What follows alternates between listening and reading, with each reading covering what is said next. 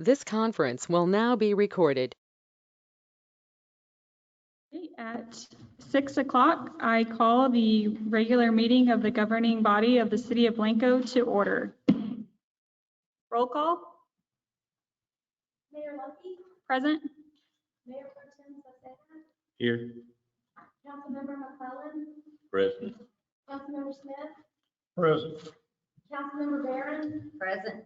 Councilmember Devine. Great. Please stand for the pledge.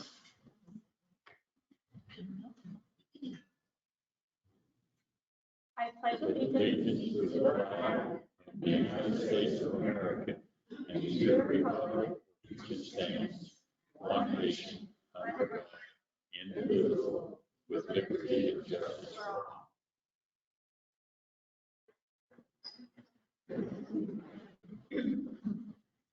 Thank you.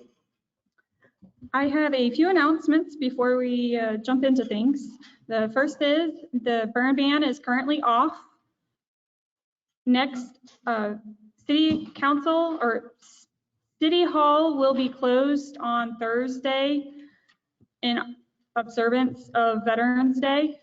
We will be reopened on Friday at 8 a.m. There is a Veterans Day celebration that is being put on by the Rotary Club on Veterans Day on November 11th at the Old 300 Barbecue. All veterans active and their families are invited to attend.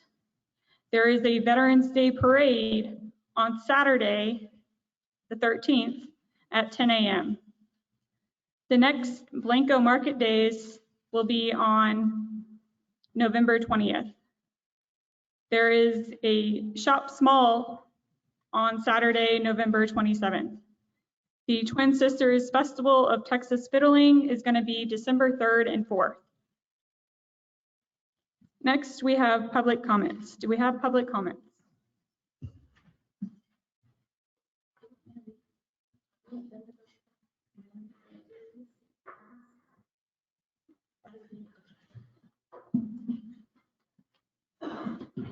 First, we have Ms. Retta Martin.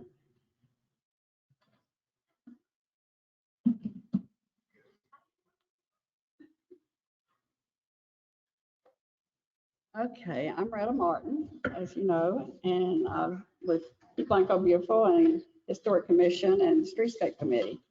So I'm here tonight because we're back with hot topics on the pecan bottom. It has sat there for years and years, and then once we gotten, it's a hot topic all the time, and it's a wonderful hot topic. We acquired that. I mean, it was. One lot was given to us, and Renee Benson gave money for the other, and the other was given to the city. But it is, even though the pecan bottom is south of the Town Creek is in the historic district, and it is now part of the master plan, will be part of the master plan. You can't get to that wall that needs to be redone without going across the pecan bottom. So I think that we might probably have to wait on that. Back in 2018, we did a demolition project to get that wall done to the city.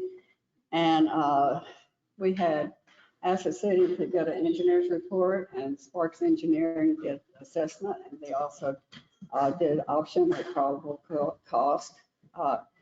It ended there. It is in the Antiquities Code. That is involved with the Antiquities Code. You can't just do anything in Town Creek without going through the Antiquities Code. It died because the administration never did do anything with it. And there was never a letter to close the demand for demolition by neglect. But going into and also that's for the repair and restoration, because you can't get in there with the Antiquities Code and the rock wall. The one plan, once this plan is done, this plan is great. What Connie is and the mayor are working on, maybe education. because we've all talked about that for years. I talked to Patrick Sparks the other day again, and thinking, well, in fact, Kelly and I were going to work on a grant for the rock wall together. And I told her, I said, you know, we need to wait on this and until this is done. And so I talked to the engineer and he said, yes, to wait until the master plan is done for streetscape, because that rock wall is in the master plan and the property above it and the creek. Okay. It will now be on the streetscape master plan. And so we go to the master plan next. Maybe I haven't had my 3 minutes on that one, but we go to the master plan next, and we've had this approved. We've asked for matching funds from Keep Blanco Beautiful's given the $6,000 matching funds from the city for $6,000 so that we can start on our streetscape master plan that has been on the table since 2007. And it goes so far and gets stopped. It goes so far and gets stopped. So we've got it going again, and we have our planner chosen. It's Main Street Planners, Sue Ann Pemberton.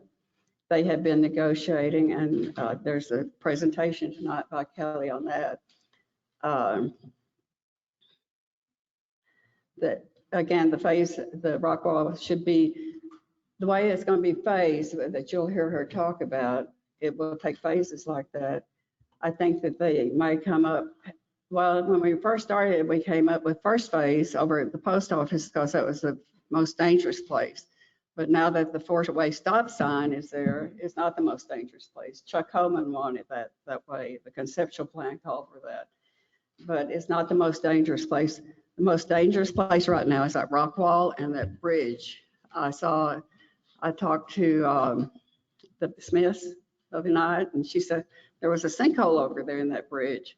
Well, I remember standing there with Nathan Cantrell and our engineer telling them that dirt was washing away because we used to hang lights on that limb and get out there. And so all that dirt under that bridge is washed away. Sparks has, in his assessment, he went on and assessed that bridge and said his lifetime isn't long.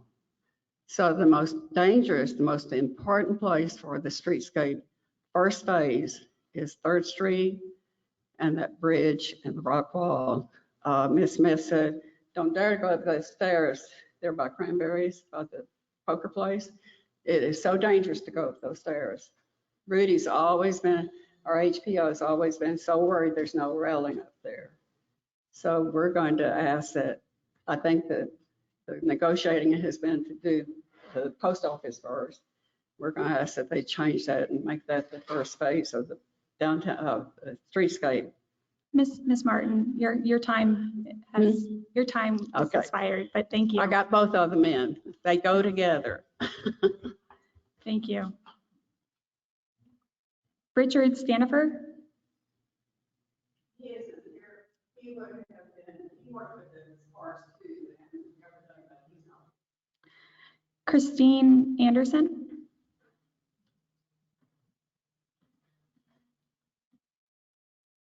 Good evening. Can you hear me okay? And let me know if I go too fast. Okay. My name is Chris Anderson. I live at 380 Blanco Avenue. Number one, I support both the language and the intent of the invocation ordinance. Number two, I am not speaking on behalf of Blanco Planning and Zoning, of which I'm a member. I am not speaking on behalf of Wheels and Feet, of which I am a member. But I am here to oppose the City of Blanco's conveyance of its interest in the Jones Avenue or Jones Street to an abutter, particularly closing that part of the street nearest the state park. I suggest instead that the city and that abutter enter into a ground lease, as it did recently with Good Samaritan. The ground lease allows Good Sam to use part of B Street, a paper street, as a parking lot. I strongly suggest that City Council include in its ground lease agreement a stated term for the lease, a statement that it would not automatically renew, a statement that it would not automatically extend, and a statement that it would remain negotiable. And I really would suggest that we record it in the deed records for transparency purposes. I am very concerned that the city of Blanco has such a limited public access to the river. And this portion of Jones Street it is adjacent to the Caswell Trail portion of the state park. And I am hoping, and you can laugh if you want, that the state park will someday sell part of this land and that the city of Blanco would be able to acquire it. And for example, I have noticed that there was a 4-acre or 3.5-acre piece of land just beyond the western boundary of the state park upriver that was sold to a private party. It was 4 acres. It sat between 1623 and the river. If parcels like that can become available once, I'm sure it can happen again. That is now all privately owned. It would have been nice if the city could watch for something like that. Secondly, many of the streets south of the Blanco River were laid out as part of the Pittsburgh Plat. The streets appeared to end at the river. And that to me would imply that the developer intended to allow direct public access to the river. But between 1980 and 2020, the City Council has been conveying portions of these streets to private abutters, especially those portions along the river. This took place as recently as 2019, although the deed wasn't recorded till 2020. And that not only discontinued a portion of Democrat Street, but also a parcel of land with river frontage. And that is now owned privately. And so I have 3 things I'd like to suggest. Number 1, I request that the city hold on to its interest in paper streets. Number 2, I hope that it would attain a right of first refusal from the Texas Parks and Wildlife for any future state park land that should come up for sale. And number 3, I think we need to utilize the unimproved paper streets for nature trails. Thank you. I got it in. David Park.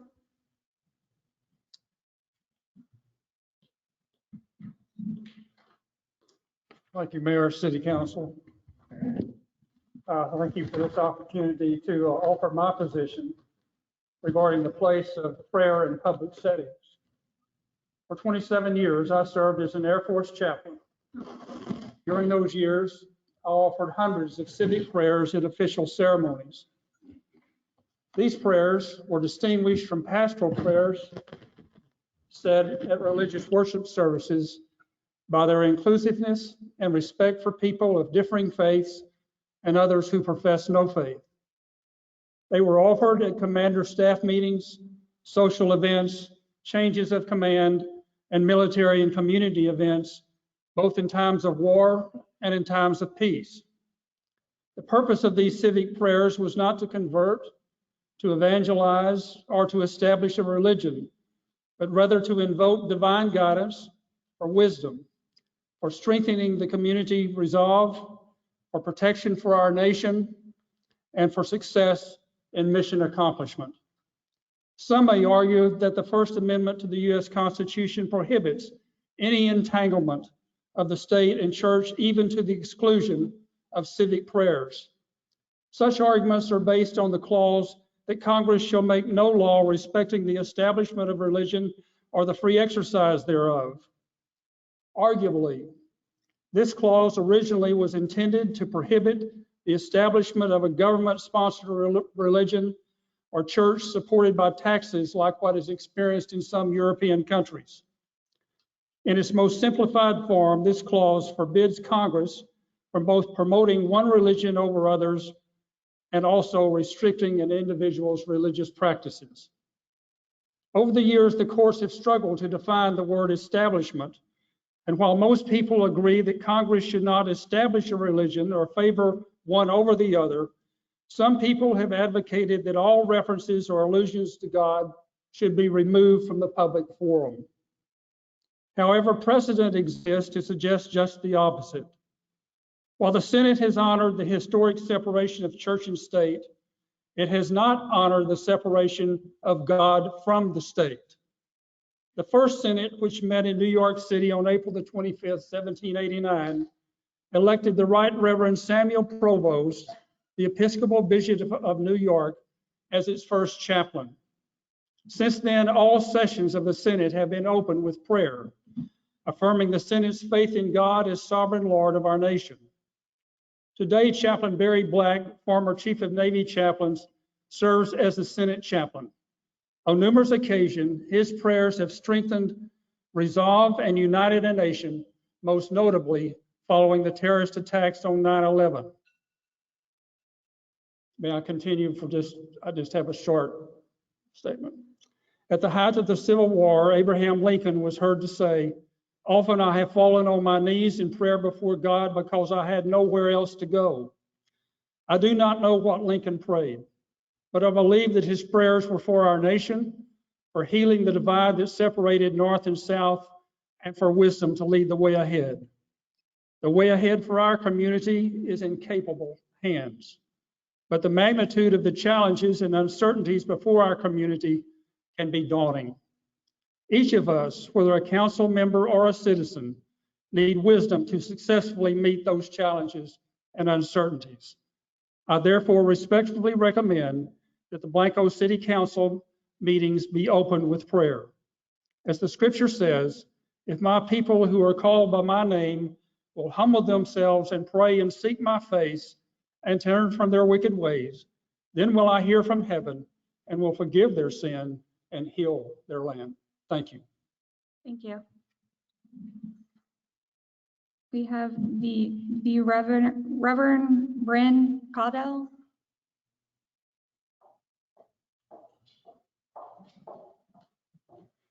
Thank you. I'm Bryn Cadell, and I'm the vicar at St. Michael and All Angels Episcopal Church here in Blanco.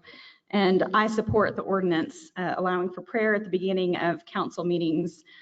Beginning your council meetings with prayer, beginning our council meetings with prayer gives everyone some grounding in gratitude and humility and service to something greater than our own individual interests. It reminds us of the values that we share, that the function of the council is to care for our community. It highlights other voices in the community. I liked in the ordinance that you would invite everyone in the phone book, all of the churches, and to give those voices a chance to speak. It provides for some diversity, and it means that you hear from just people other than the policymakers. My church and I and the other churches and faith leaders in this area already pray for this community and its governance. Prayer at the beginning of council meetings puts a diverse and public voice onto what we're already doing. I truly believe prayer matters. And I believe that when we pray for God's guidance, we get it. And that God helps us care for each other and make wise decisions for the benefit of this community. Thank you. Thank you. Jay Palmer.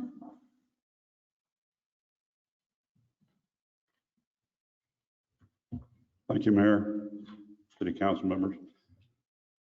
I'd hate to be on y'all's side of the table hearing me ramble through this as quickly as I can, but I don't think I can get through in the allotted time, so I'll try as quickly as I can. I understand that there are 2 presentations on your agenda tonight to be discussed. In light of this, I'd be remiss not to reiterate my position here as the city's next door neighbor, because I think very little consideration was placed on my property in either of these reports. The way I see it, I have 2 problems currently with the city of Blanco. First, I have a settlement agreement that is from early 2020 and a pipeline agreement from mid-2020 with which the city continues to be in non-compliance. It was incumbent upon the city to work with me in designing a pipeline that would take the place of the city's current discharge route that runs in an open ditch on my property. But just as important, the city was to amend its permit request with TCEQ to incorporate this new discharge route. While the city may argue that it has been moving forward with the design of the discharge pipeline, it cannot be argued that the city has done anything to amend its current permit with TCEQ to include the new discharge route. TCEQ indicated in their Zoom meeting in July of 2021 that they were awaiting impatiently for the city to give permission for them to move forward. The permitting process should have been moving concurrently with the design work. As a result, I continue to be damaged every day with water running through what was to be a temporarily approved discharge route on my property that was to only last until TCEQ approved the new route. Yet all the while, TCEQ is being held up from moving forward. I am not trying to tell the city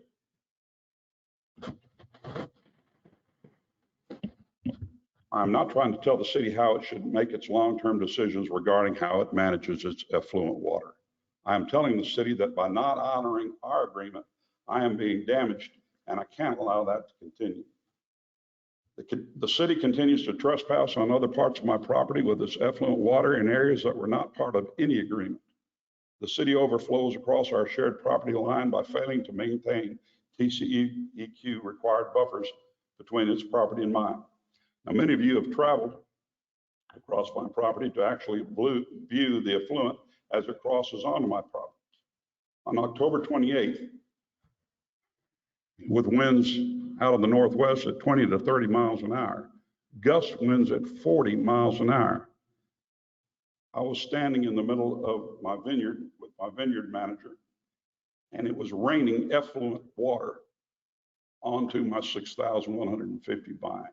Now, I cannot for the life of me understand why someone would not be courteous enough to just say, let's don't irrigate when there's 40-mile-an-hour gust winds. But that happened, and bear with me, I'm about there. I immediately reported this to the city manager and to interim city manager, and to my amazement, she made herself available to immediately travel to the site to view the problem. The city continues to have issues containing its effluent, such as a supposed malfunctioning timer that released 1.2 million gallons of effluent water onto my property. I was assured that the city would look into this, but as of this date, I do not know if this was a malfunctioning timer or simply human error. There has also been effluent irrigation that was over applied on our neighbor's property that ran down the ditch onto our property and ultimately to the river. I understand that no one wants the effluent water to be discharged into the Blanco River. However, there is only one place on my property onto which the city is allowed to have its effluent water travel, and then only in emergency cases, and that is the approved discharge route. You may not like to discharge in the river. I certainly don't want that either, but it is illegal for you to let your water come onto my property in any other way. That must be taken into consideration when deciding whether or not to discharge. Your utility manager tried to convince all of you that what was really running across onto Palmer's property was rainwater, only to pose the following question moments later. What do you want me to do? Do you want me to oversaturate the city's property, which leads to illegal runoff on Palmer's property, or let it simply overflow the banks of the reservoir in a way that I can control it? If I could have been allowed to speak up, I would have asked the question. So which is your correct answer? Was it simply rainwater that was overflowing onto my property, or were you in fact acknowledging that you were oversaturating, but in a controlled manner? The problem is that neither of these options are correct. Please understand, and I'll continue to repeat this, I do not favor discharging into the river, but I cannot stand by idly and allow the city's utility manager to continue oversaturating the adjacent field next to me, allowing effluent water to travel illegally across my property and try to tell me it's rainwater. I can no longer be taken advantage of and used as the city's only alternative to not discharging into the river. Until the city has more storage capacity and neighbors or other landowners willing to and able to take effluent off the city's hands, the only other option is discharge.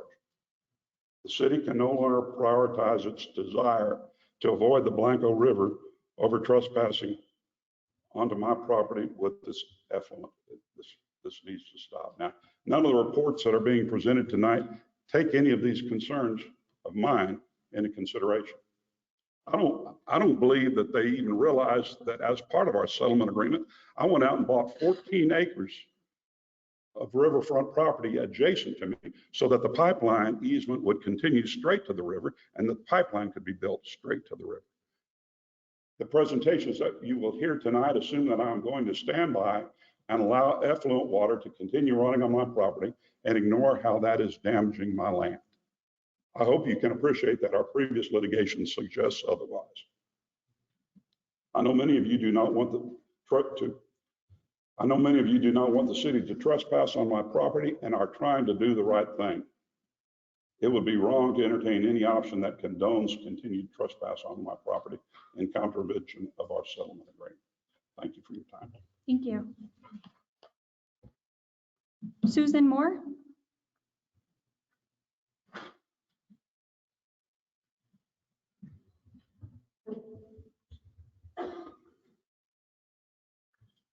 Mayor, City Council. I'm Susan Moore. I live at 390 Blanco Avenue, and I am for the adoption of prayer before City Council meetings. Our nation was built on religious values. A prayer before the United States Senate is welcomed. The prayer is for you, our elected officials, and certainly can do you no harm. Please approve the ordinance. Thank you. Thank you. Bill Gurnaz?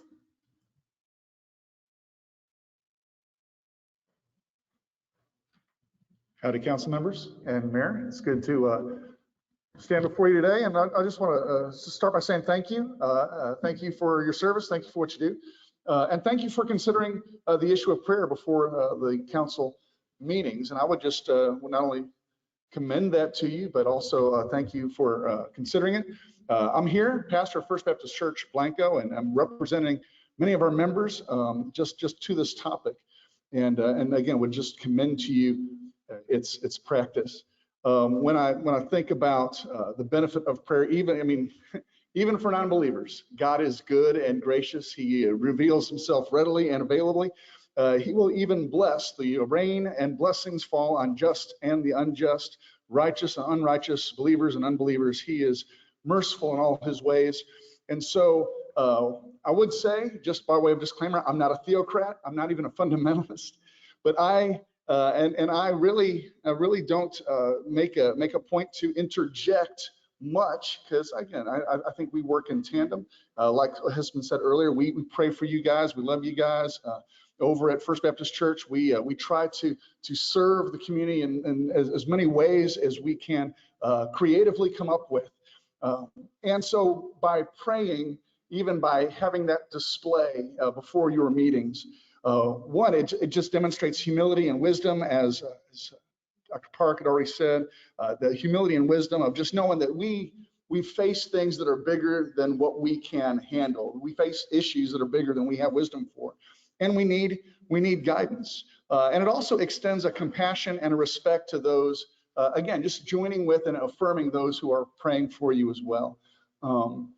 Again, I'm not one to think that again, not a theocrat, don't think that the church should be driving issues and things, but we do have a voice in the public square. We want to use that voice on your behalf. And so again, I just want to extend to you, one, just thanks and appreciation for considering the ordinance, and would commend it to you with no small enthusiasm. So again, thank you guys for your time. Thank you.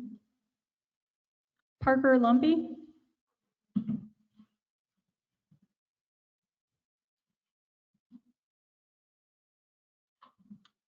Hello, Ms. Mayor, and hello to the council. Thank you all for having me tonight. I am here to give you 2 reasons tonight that I think that you should vote against the ordinance 2021-012.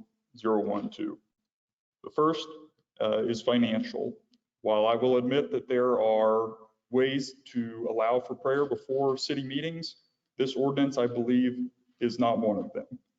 The ordinance relies heavily on the precedent from Simpson versus Chesterfield County in the 4th Circuit to justify the provisions, and utilizes the guidelines from that case. It's important to remember that those guidelines are not applicable legal precedent, and there's a more recent Supreme Court case that contradicts it on several points. That case is the Town of Greece versus Galloway, and it is the most relevant case. In that case, they found that the city was right to allow prayer before the meetings because, and I'm quoting from the decision here, the town made reasonable efforts to identify all of the congregations located within its borders and represented that it would welcome a prayer by any minister or layman who wished to give one. This contrasts with the ordinance language. In the ordinance, and I'm quoting, prayer shall be voluntarily delivered by an eligible member of the clergy within the community of Blanco. This puts the city in the position of picking and choosing which religions are legitimate enough to warrant an invitation and leaves out the layman. Additionally, the requirement that the congregation is monotheistic in the ordinance explicitly favors certain religions over others. From the Galloway case, the First Amendment is not a majority rule, and government may not seek to define permissible categories of religious speech. Once it invites prayer into the public sphere, government must permit a prayer giver to address his or her own God or gods as conscience dictates. Aside from this possible exposure to legal challenges, the ordinance claims there will be no direct financial impact to implementation, which is plainly false.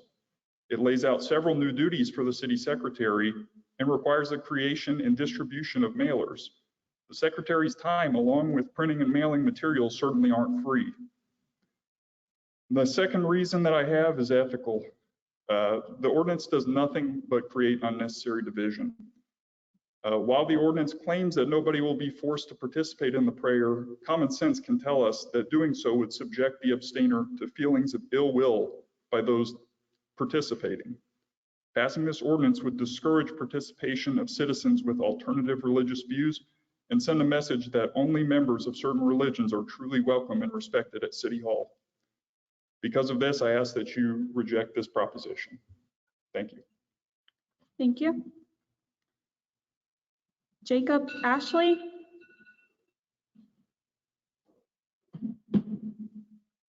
Hi, how are y'all?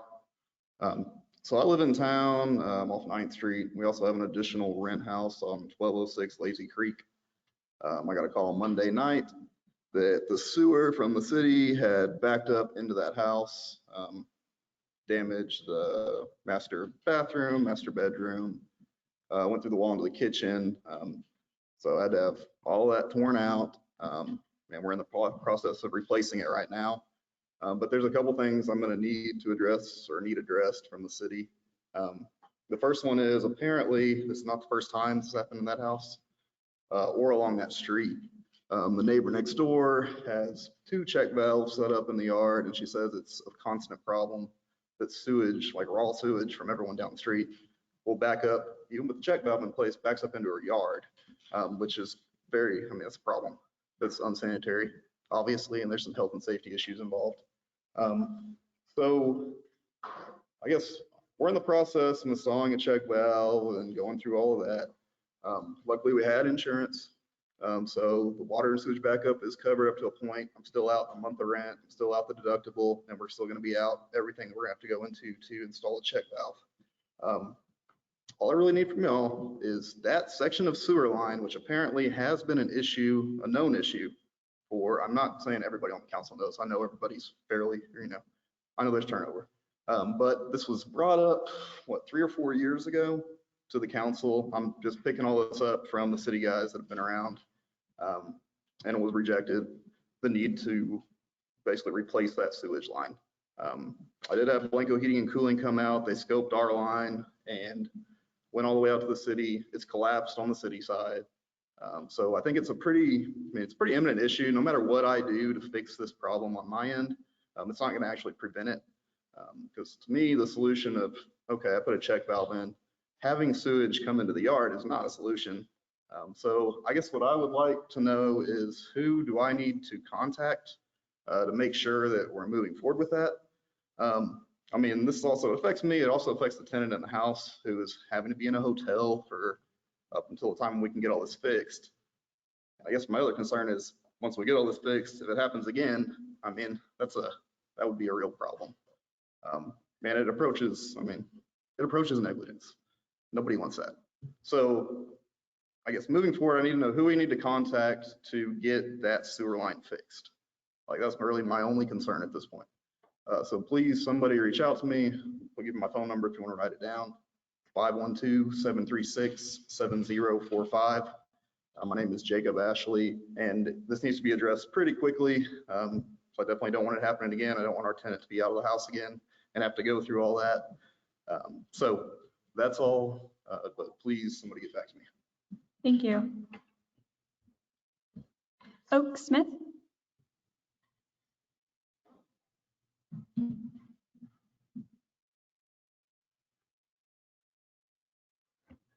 Good evening. I appreciate everybody that's talking about this topic. And I don't want to minimize it. I don't want to grandiose it. I don't want to minimize it either. But I want to speak from my heart. The fact that we have prayer, and it's just a word. It could be talking to somebody. It could be anything, but it's a prayer, and it's recited by somebody who recites the prayer for everyone. Okay, it's an acknowledgement that we need more than our capability. We need it. And heavens knows that the city council needs it. Okay? So as we seek wisdom and we understand the fact that we don't know everything that's going on, we don't have all of the information, we seek guidance. That's what prayer is. It's appealing to a higher power, whether that power is a God, or whether it's a supreme being, or whether it's just a power. We're appealing to that power to give us the strength, to give us the knowledge, to give us the wisdom that we need. Now, we've heard from a lot of people, and I endorse them. I even endorse some of the things that the gentleman that opposes the ordinance has said. Okay, because I think it needs to be non-religious in tone, but it's appealing to a special power that we can't see, that we don't know, but we know helps us. And I personally feel that talking to that power in my family, in my neighborhood, in my church, helps me to carry on. And we're all faced with difficult situations and circumstances. And it's that higher power that gets us through. Whether we're Muslim or Jewish or Christian or whatever we are, we all appeal to that power. And it gives us wisdom. So from my heart, I think that this is something that the city council can take advantage of if appropriately worked and scheduled. Thank you very much. Thank you.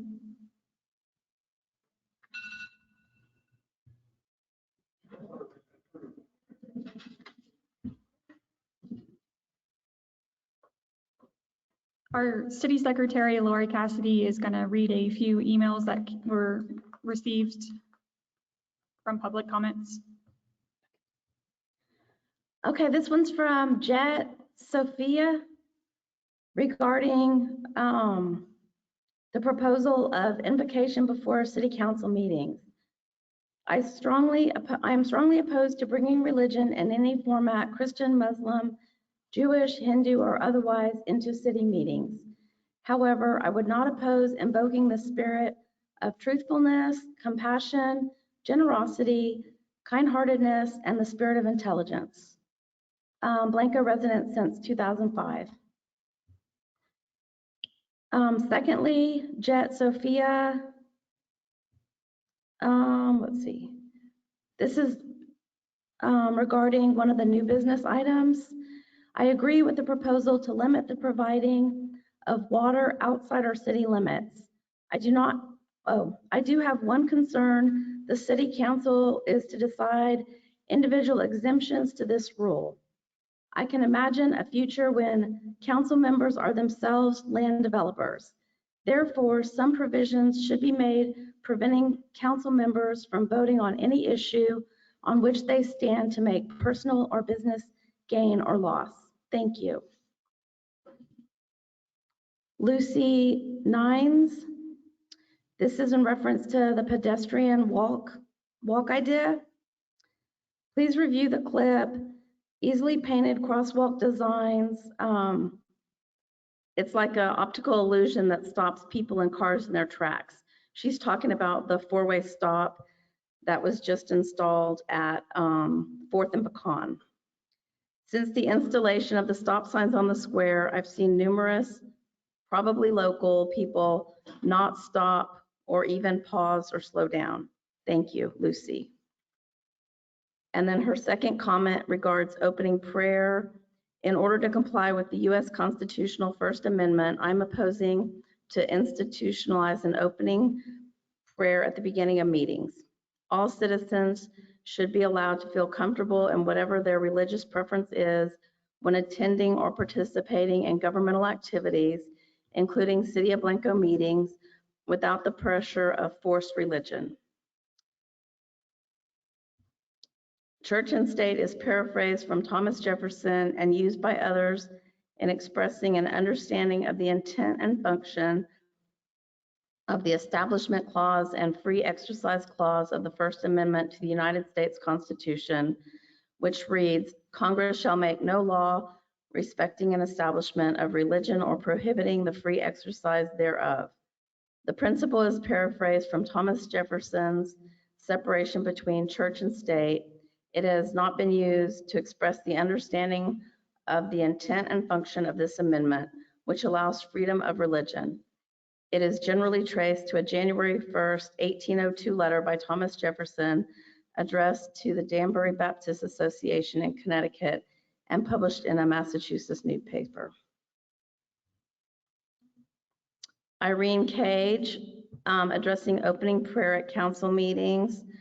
Regarding prayer before council meetings, separation of church and state is the idea that governments should remain neutral toward all religions and not officially recognize or favor any one religion. It also means that government cannot force citizens to practice a specific religion, nor force churches to perform acts that go against their religion. I do not support forcing prayer on citizens at public meetings. I'm disappointed this issue has been brought before council. This brings division where there currently is none. Our community is diverse. Please take this under consideration. Deborah Muir, invocation prior to meetings to city council members. I respectfully disagree with prayer before the meetings. I believe prayer should be in a church of your own choice. I think using a city council meeting will be sending a message to us versus them. In other words, not everyone is of the same faith, not having the same higher power. Please, no division. Just come together for the community's greater good and common goals. Thank you for taking my opinion into consideration. And lastly, Robert Boydston, proposed invocation resolution. I think this proposal is an absurd misuse of council's time. You are not elected to provide religious guidance for the townfolk. We have plenty of churches for that purpose. Despite what the SCOTUS has said about allowing practices, there is no requirement for a religious opening or closing. Additionally, the proposed ordinances would impose new duties on the already busy city secretary and staff. Stick to council business. Thank you. Thank you. We're going to move on to presentations. Number 1, presentation by Aqua Strategies, assessment of costs for 2 wastewater disposal strategies for the city of Blanco. Nick Dornot. Ryan, can you pull up the Aqua Strategies report? It's the wastewater options memo. It was that, see that one that you got, the third one down. Yep.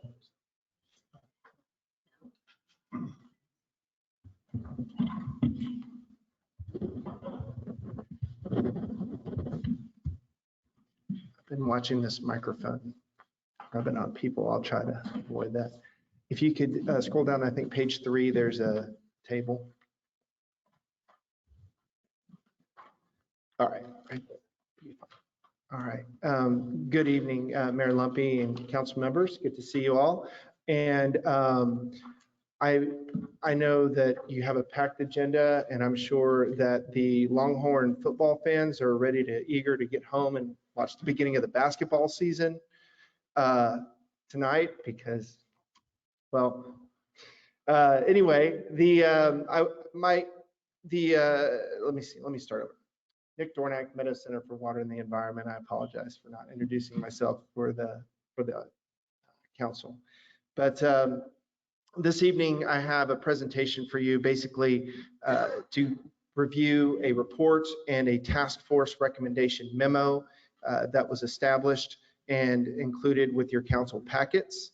So I'm going to spare you a full PowerPoint presentation. I'm going to talk for about 5 minutes, and hopefully with the information that has already been presented to council and the information added this evening, there may be some questions that you can ask. But my understanding is that there is no action on this item this evening. So this is an opportunity for you to get all your final, hopefully, questions answered. We have Barney Austin with Aqua Strategies here as well, the engineer that worked on this report, to answer any technical questions that you may have. I want to just to understand kind of the process that has led to these final 2 reports that you have with your agenda this evening. The Blanco Water Reclamation Task Force was established in September 2020. It's been facilitated by the Meadow Center for Water and the Environment under a joint MOU with the City of Blanco. The task force includes appointed representatives from both the City of Blanco and Protect Our Blanco. The task force has engaged its members with 12 official meetings, including interviews with key staff for the Texas Water Development Board and Texas Commission on Environmental Quality. The task force has utilized outside funding to secure 2 engineering reports led by Aqua Strategies and KIT. The task force has worked with the City of Blanco to support potential funding opportunities for achieving short-term and long-term water quality goals of the city, including a project information form on record with the Texas Water Development Board. That project information form will be used to secure the federal infrastructure funds or other state-run financing programs to enhance water and wastewater infrastructure for the city. The recommendation and discussion that I will be presenting this evening are the result of the long hours and dedicated work of our task force members and city staff. It should also be noted that the city engineer, Mr. Tom Turk, was consulted during this process, during the investigatory process, and has provided valuable feedback and information. So at this point, we've been engaged in this process for about a year. The city has been engaged deeply. We've met with TCEQ, we've met with Texas Water Development Board, we've had discussions with Mr. Palmer, we've presented recommendations to the council. At this point, the city council has agreed that the city should double or increase the existing storage that you have for your wastewater facility, that the city should pursue leases or land for irrigation, and that the city should pursue continued planning for future growth and future water and wastewater infrastructure design and enhancement for the city to make the city more resilient, make our water supply more efficient, and provide a better future for the City of Blanco. The report that is in your pack is a report based on a future scenario for Texas, for the City of Blanco to achieve your wastewater goals. Right now, the city is operating about 0.145 million gallons per day, 145,000 gallons per day of effluent. This report and the recommendations here would take you to 225,000 gallons per day. So a series of growth that should present the city in good position for the next 10 plus years, or even longer if we adopt new and more efficient wastewater treatment and reuse methods. I do want to respond just real quickly to Mr. Palmer's concerns, and I agree that he has concerns. These reports are meant to give the city a path forward on how to achieve the city's goals and to achieve goals for that we looked at with the stakeholders in the surrounding area. We've worked with other groups, including Hill Country Alliance, National Wildlife Federation, had discussions with Save Our Springs Alliance, as well as these state agencies. These reports do not address operations and maintenance of the current facility. And it's clear that some of those things will need to be addressed, but all of that can be adopted and considered in this path forward. What we're looking for today really is a decision on a path forward for the city of Blanco, how you will be managing and treating and disposing of or reusing your wastewater in the future. The other point I wanted to make was that the pending permit application with TCEQ does not necessarily address any of the concerns that Mr. Palmer has with the operations and maintenance of that facility. It provides actually for substantial increases in discharge and substantial increases in the amount of water being potentially irrigated or had to be managed by the city. And so essentially it's kicking the can down the road a little ways, but doesn't really address those issues with the operations and maintenance and the flows across this property. I think everyone desires safe and effective treatment and management of the water that's going through the plant. And we've provided two scenarios. The first one is a no discharge scenario. The second is how water could be managed under a discharge permit. It includes both the water balance and cost of these two scenarios. And from that, we can see here, this is a water balance that was produced by Aqua Strategies.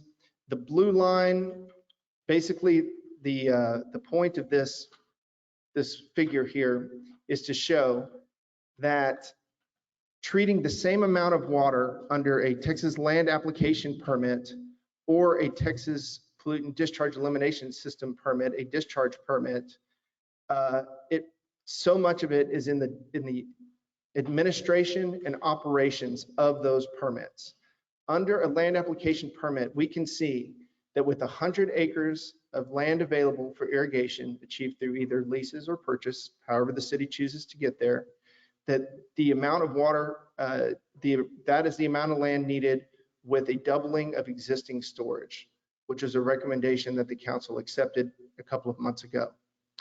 Under a discharge permit, the reason that that curve is so different and why you need so much more land or additional storage to achieve a no discharge status is because under a land application permit, you can guarantee a disposal of that water throughout the year. And you can do that with strong leases that allow you to be operating those irrigation lines even during the cold winter months, as long as the ground is dry. Under 210 authorizations, which are some of the things that we look at, it's when folks are looking for prime growing season water, you're not going to be able to generally discharge very much during the winter, so you need a lot more storage to go under that situation. So this path, this water balance here shows basically what it would take to avoid discharge under either one of those scenarios.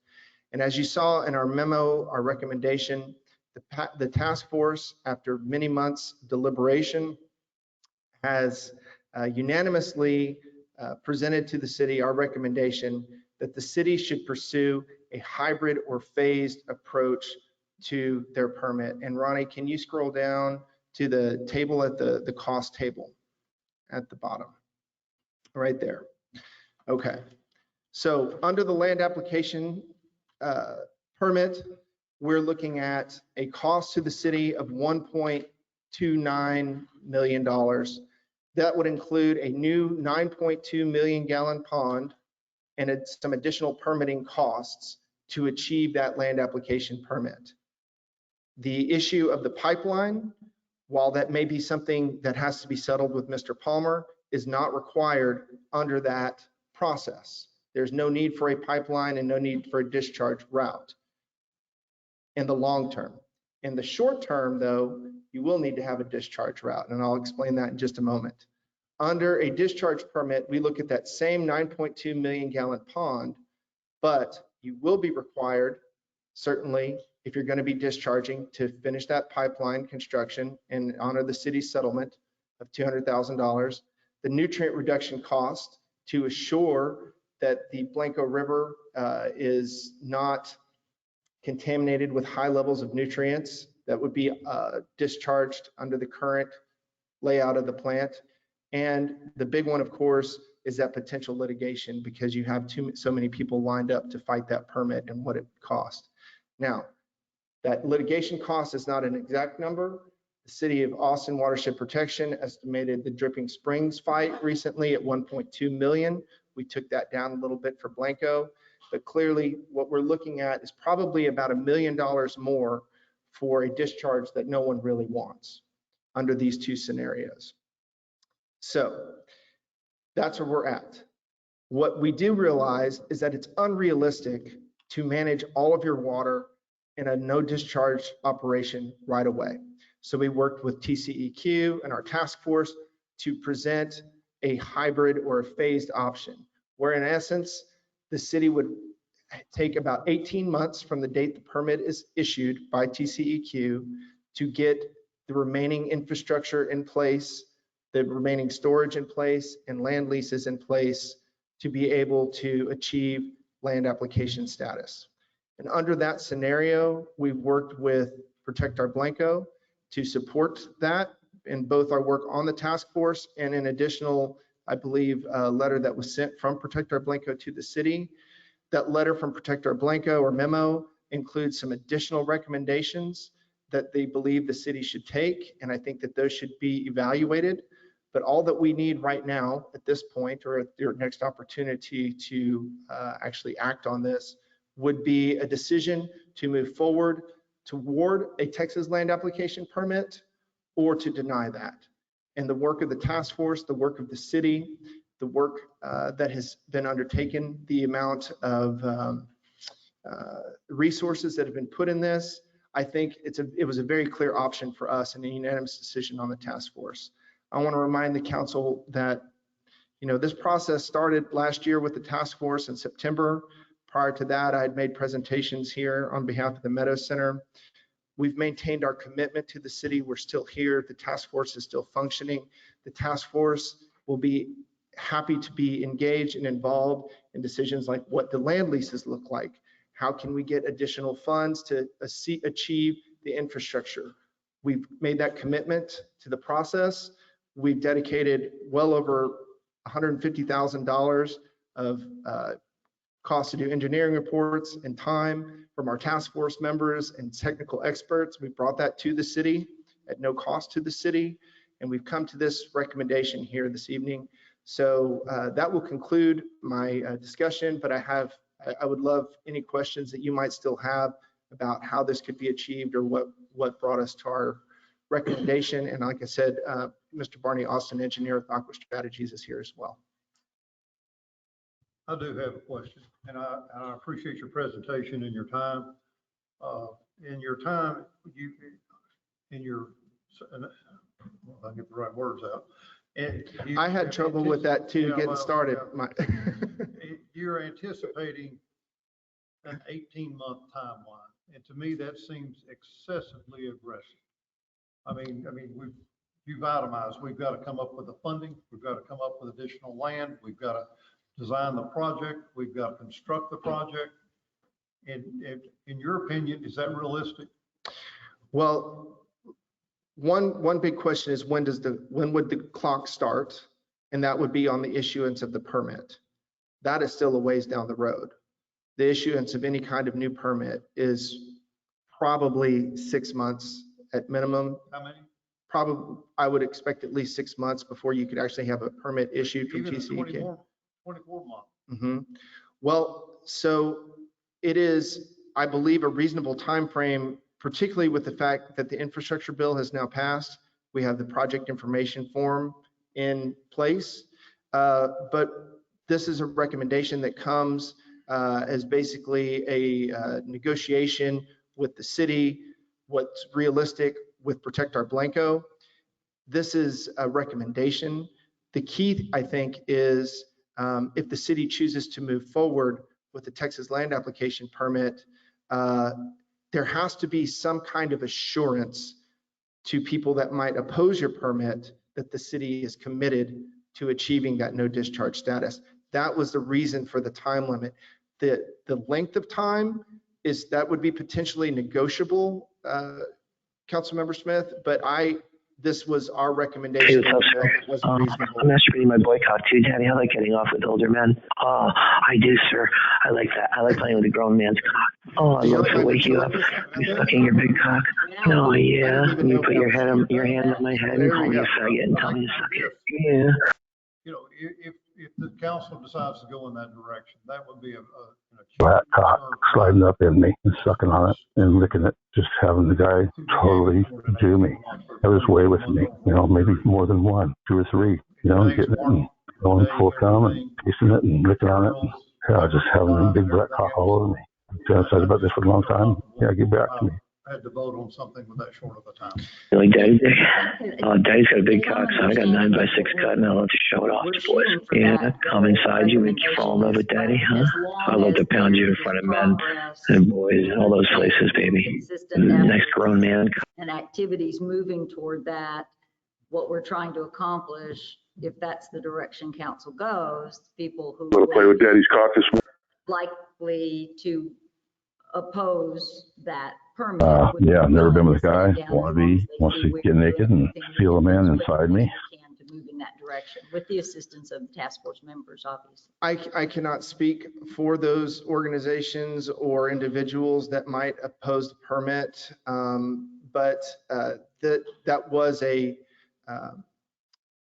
that's a feeling strongly held by the potential litigants, is that there needs to be some type of time limited phase that the city would commit to moving forward to show that it's serious about it.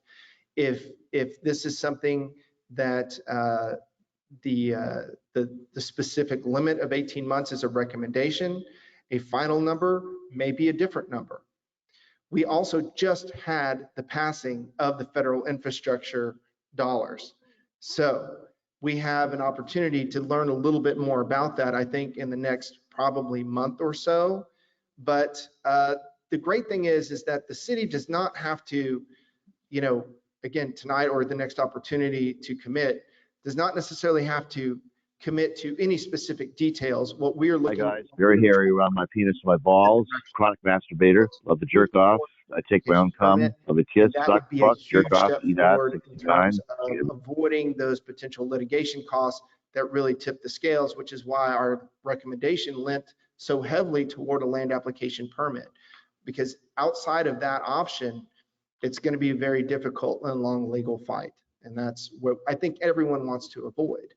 So, getting back to that time frame, I get that can probably cause some consternation about, can we get that done? Bare, nice, uncut cock, hairy, run back head to toes.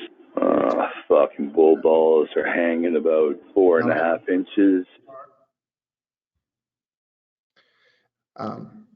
I would also add that this was reviewed with two of the staff member, including Feroz Rahara with the TCEQ staff, to say that this would be something that could be included in the permit. The permit could be written that way. All right, I appreciate it. Thank you. Thank you. All right, thank you.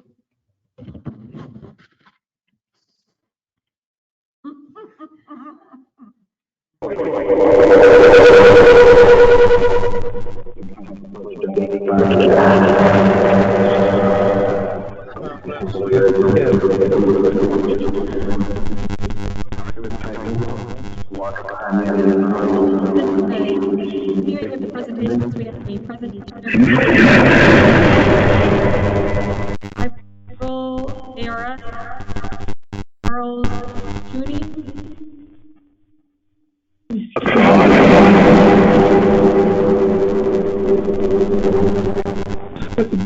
Council joining in.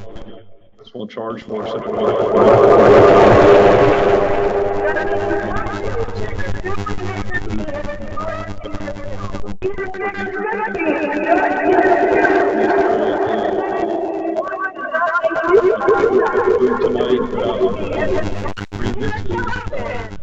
sales pitch anyway.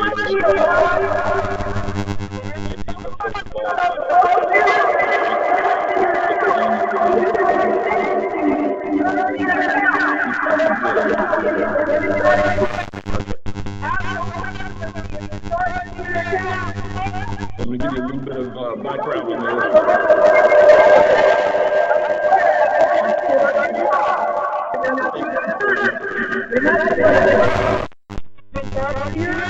characterization of the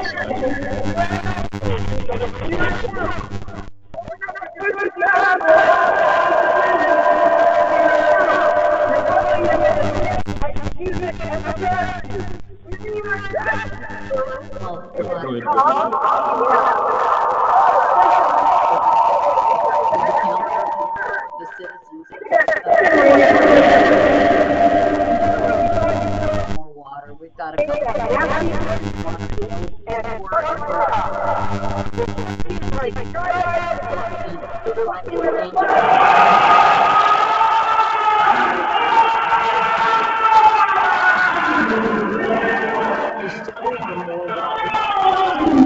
horses past, maybe 2.5 days. So they're really for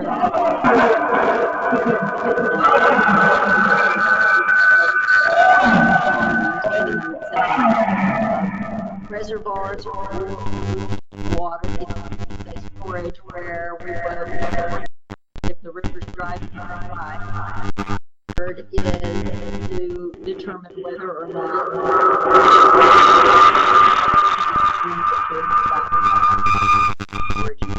but just so you know, this is an option road more than a couple of days of water pouring out.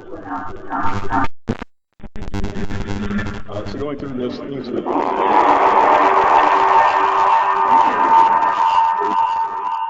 project, the physical about all of these, and then we'll as well. Okay.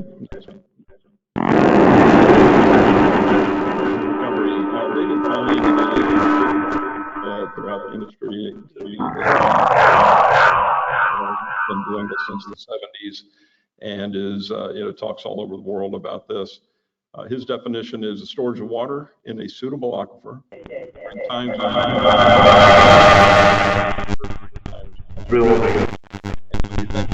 as a water sample account of storage. Water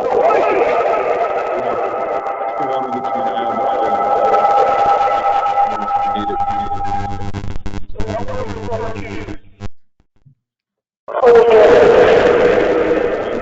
that illustrates how this is we're in the only difference is that the two important features here are water in a zone within an aquifer. You need those confining water is injected into the ground. It displaces the native groundwater that's there. It creates a buffer zone and then a stored water zone. And the buffer zone, the volume of that will vary depending on the water quality in the aquifer. So we have some aquifers where you have very good water quality, very little buffer is needed. Others that are very saline requires more of a buffer zone in order to push that saline water out of your stored water zone. And so that total of the buffer zone and the stored water zone, the water that you're actually putting in the ground is considered to be the target stored volume. Next slide. So this just illustrates where we've been with ASR over the last 45, 50 years. So it's really got its start in the 70s. It was very slow to take off, but then about the mid 90s, it really took off kind of at an exponential rate. It's become very popular across the country, particularly in Florida and California, and more recently in Texas. And we'll show you some of the projects that are ongoing here. But over 500 ASR wells in 21 states. Next slide. So some of the reasons, the applications of ASR you see here, the seasonal storage and peaking is very important. This ties back in with a little further down the list of deferral of water facility expansions. If you're able to base load your water treatment facilities year round, that eliminates the need for those expensive facility expansions down the road. It also does have some water quality advantages, particularly with disinfectant byproducts, and also other constituents that could be in the water that could be removed while it's in storage. Next slide. Can I just ask a question? How do you, it isn't like you've got a metal container down there to hold that water. My concern is pump that water down there. How do you contain it in a particular area where you can recover it? Yeah, I would worry about that water.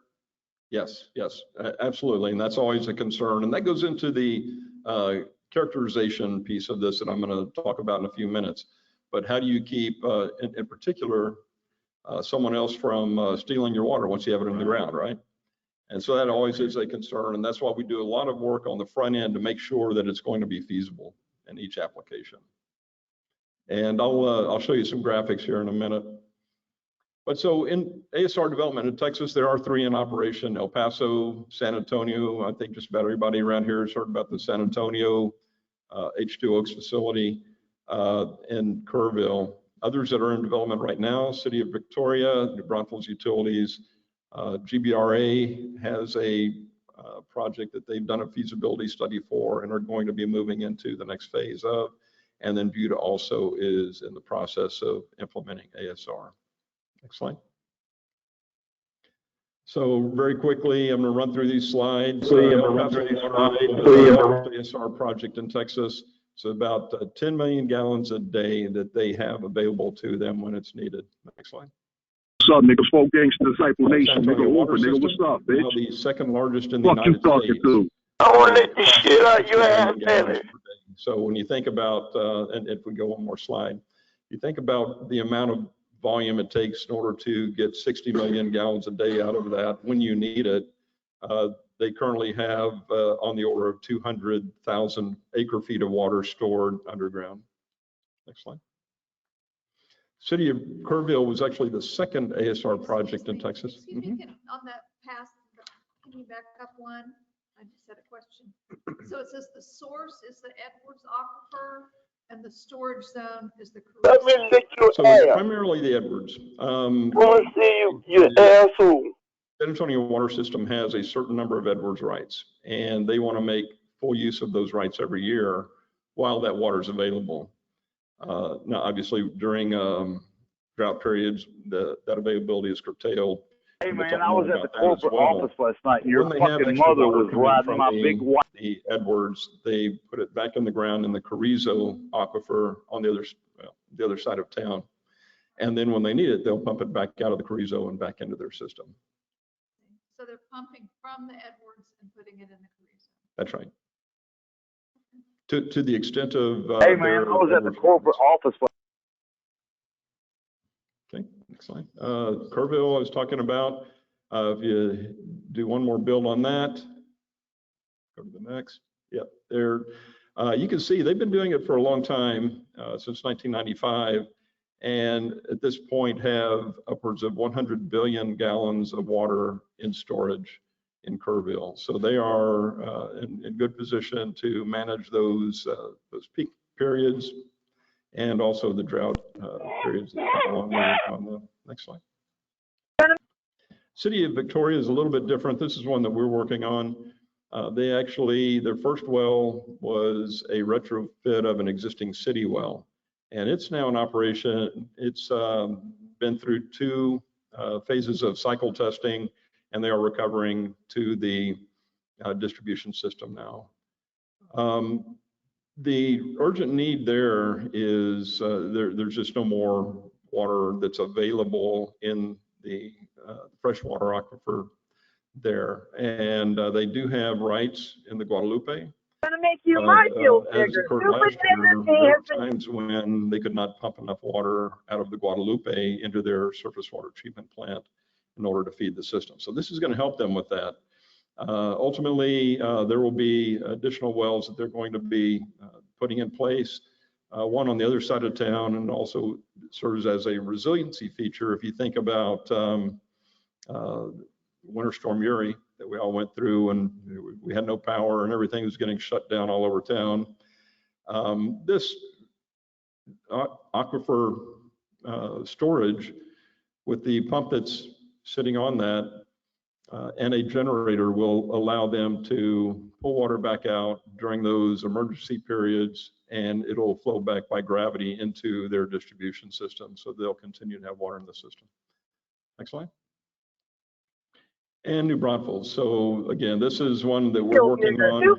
It is now in the demonstration phase. Even bigger texting has been charged to your account. Having a black tick in you once does not make you more detail about what that looks like. Ultimately, there is a plan to have 9 ASR wells, and this is a little different too, in that we're storing that water in the saline zone of the Edwards Aquifer. So all of that water that nobody wants, everybody wants that freshwater aquifer or Edwards Aquifer. This actually takes advantage of that saline aquifer in order to store fresh water. And we're doing much the same as in that illustration that I showed you, pushing that saline water out of that stored water zone in order to put the water in the ground. They are currently in a recharge mode. We're getting ready to turn that over into a recovery mode, and they'll recover water for about 60 days as part of the first cycle test period. Next slide. So let's talk a little bit about New Braunfels. Next slide. Everybody knows where they're at. I don't want to spend any time on this. Next. And this is, we're also working with them on their water resources plan. We put the plan together and are updating that each year as their population continues to grow. But their real need for this stems from the fact that, as you've read in all the magazines and newspapers, they are growing at a very high rate. They lead the list nationally. And so they're really concerned about where their water is coming from in the future. Next slide. In terms of water availability, they do have some run-of-river rights in the Guadalupe. However, those run-of-river rights are curtailed during periods where there's not enough flow in the river. So again, the full amount of those run-of-river rights are only available 48% of the time. Next slide. And they also have groundwater sources, Edwards Aquifer and the Trinity. Next slide. But with their Edwards Aquifer rights, those also are curtailed whenever the water level in the aquifer drops. And only 9% of the time do they get the benefit of their full Edwards Aquifer rights. The rest of the time it's curtailed to some extent. And in a drought period, it could be that they get only about 55% of their available rights. Next slide. So then the goals for ASR for New Braunfels, primary goal is to provide that treated water that is available when they do have those curtailments, when they do have that significant drought that is limiting the amount of water that they can pull from the river or from the Edwards Aquifer. And as a secondary, it's a buffer for those seasonal peaking periods, and then also provides a resiliency supply. As I mentioned before, if something happens in the system, you have to take something out of service, this supply is available for those emergency situations. So that build out, they're targeting 9 million gallons per day. That should be about 9 wells at 1 MGD per well. Next slide. So now we're getting into some of those important characteristics that we were talking about, the site selection. What we really want to talk about here is the hydrology. How far into the ground do you have to go in order to store that water and also to recover that water, because that then adds costs in terms of the amount of power that's going to take to recover that water and where it has to go. Is the aquifer confined? Does it have those well-defined confining layers? The transmissivity, how easy does the water move within that formation? The lower that transmissivity, the slower the rate of injection, but also the slower the rate of the recovery. And then the water quality. Not just that, it's a matter of how much water you have to put into the ground in order to create your buffer zone, but also are there any other constituents in that aquifer that are a cause for concern, such as arsenic. We have not had much in this area, but there are contaminants such as that we would have to make sure are taken care of when we put the plan together. Next slide. So for the NBU example, we looked at the Brackish Edwards, the Middle Trinity, and the Lower Trinity. And I won't go into all of the details on here, but other than to say that Brackish Edwards, it was closer to the surface, which is an advantage. And the transmissivity or porosity of that aquifer we knew was going to likely be very high there. Next slide. In terms of site selection, this gets to your point, Mr. McClellan, that you had earlier, and that is how do you protect the aquifer? How do you protect your water once you have it in the ground? We can, with our monitoring wells, reasonably define where the bubble is for that stored water. And it is good to have that placed on an area where you can control who's able to drill into that. For New Braunfels, they cited this at the airport site. So they have a lot of buffer at that airport site. They can put wells there without the fear of somebody coming in and drilling a well that's going to tap that. In other situations, it's a matter of putting an ordinance in place prohibiting the drilling of water wells, particularly in a certain area.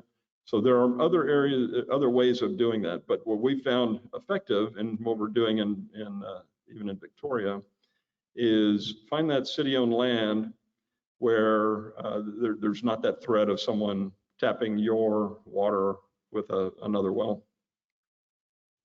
Okay, next slide.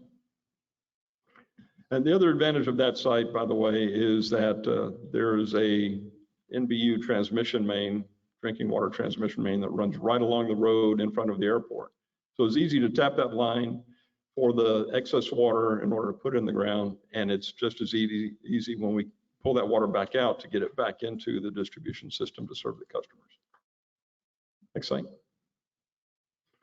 So the first step in this process is a wireline core. I should say a next step. The first step is determining the feasibility, going through all those steps, looking at the hydrogeology that's available about the aquifers in a particular area.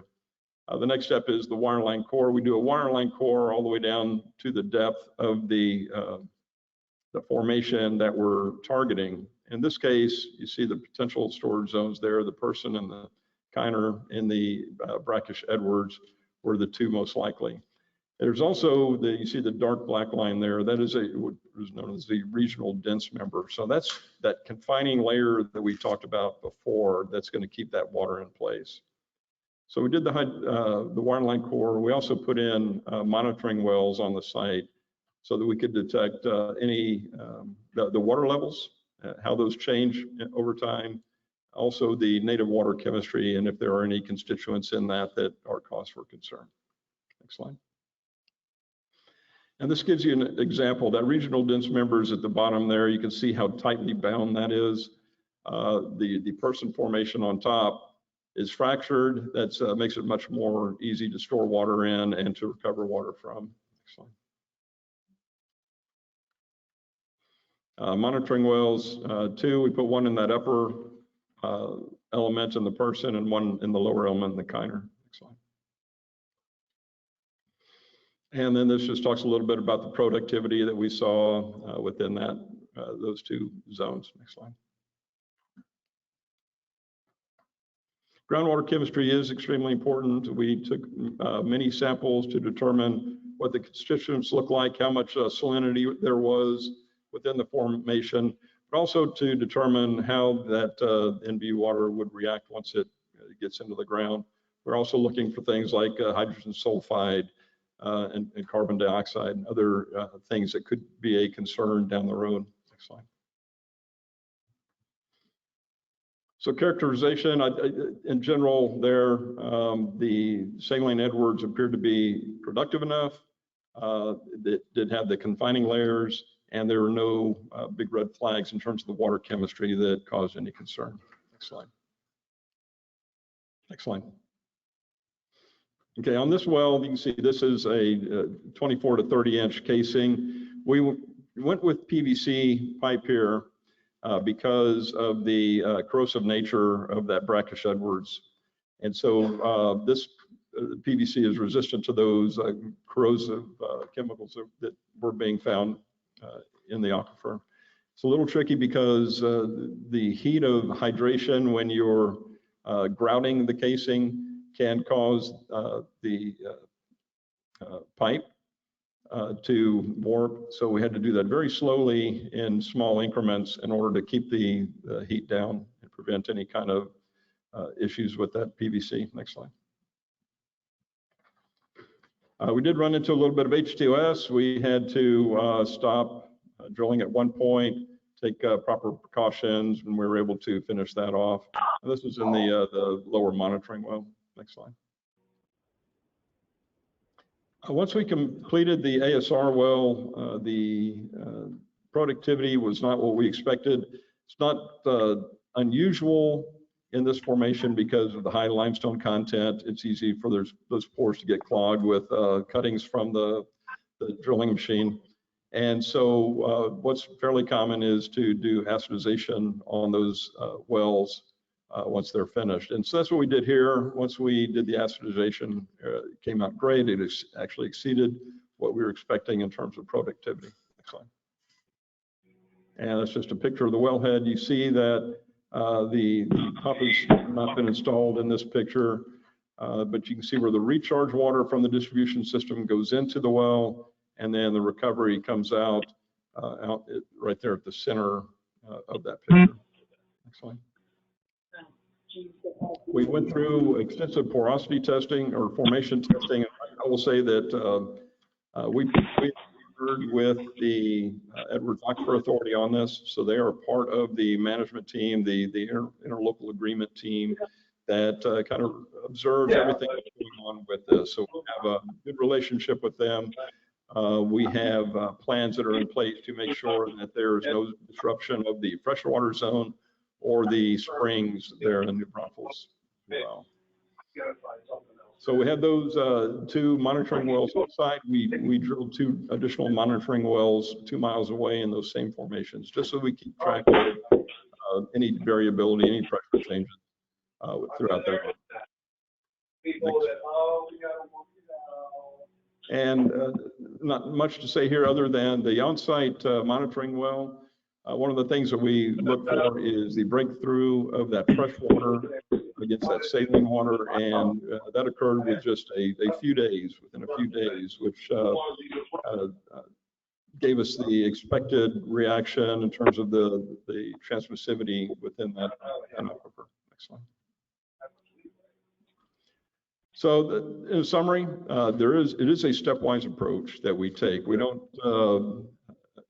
go out and put the entire investment into drilling ASR wells and finishing those out until we have a probability that it's going to be successful. So the thing we do is a small desktop analysis of available aquifers. We go through and do the wireline core, so we really understand what information is like right there where you're going to put your ASR well.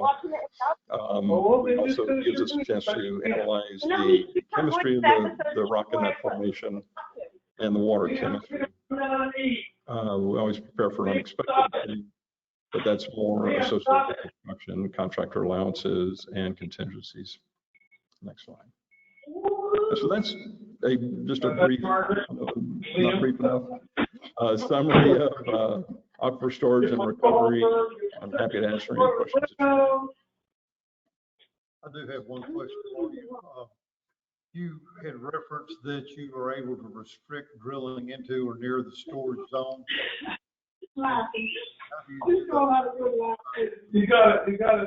Well, if it's outside the city limits, you don't have a whole lot of control other than the land that you own. So in Texas, it's right. And so if you own the land, you are able to tap that water source.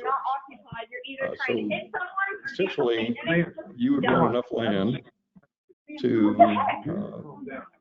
accommodate the size of bubble that you're going to need for your freshwater zone. Right. And the factors there are how much water do you want to store? What is that volume? But also what is the depth of that zone that you're going to be storing in? Okay, thank you. Thank you. You're welcome. We are going to move on to staff presentations. First, we have City Hall, Ms. Kelly Kinsler.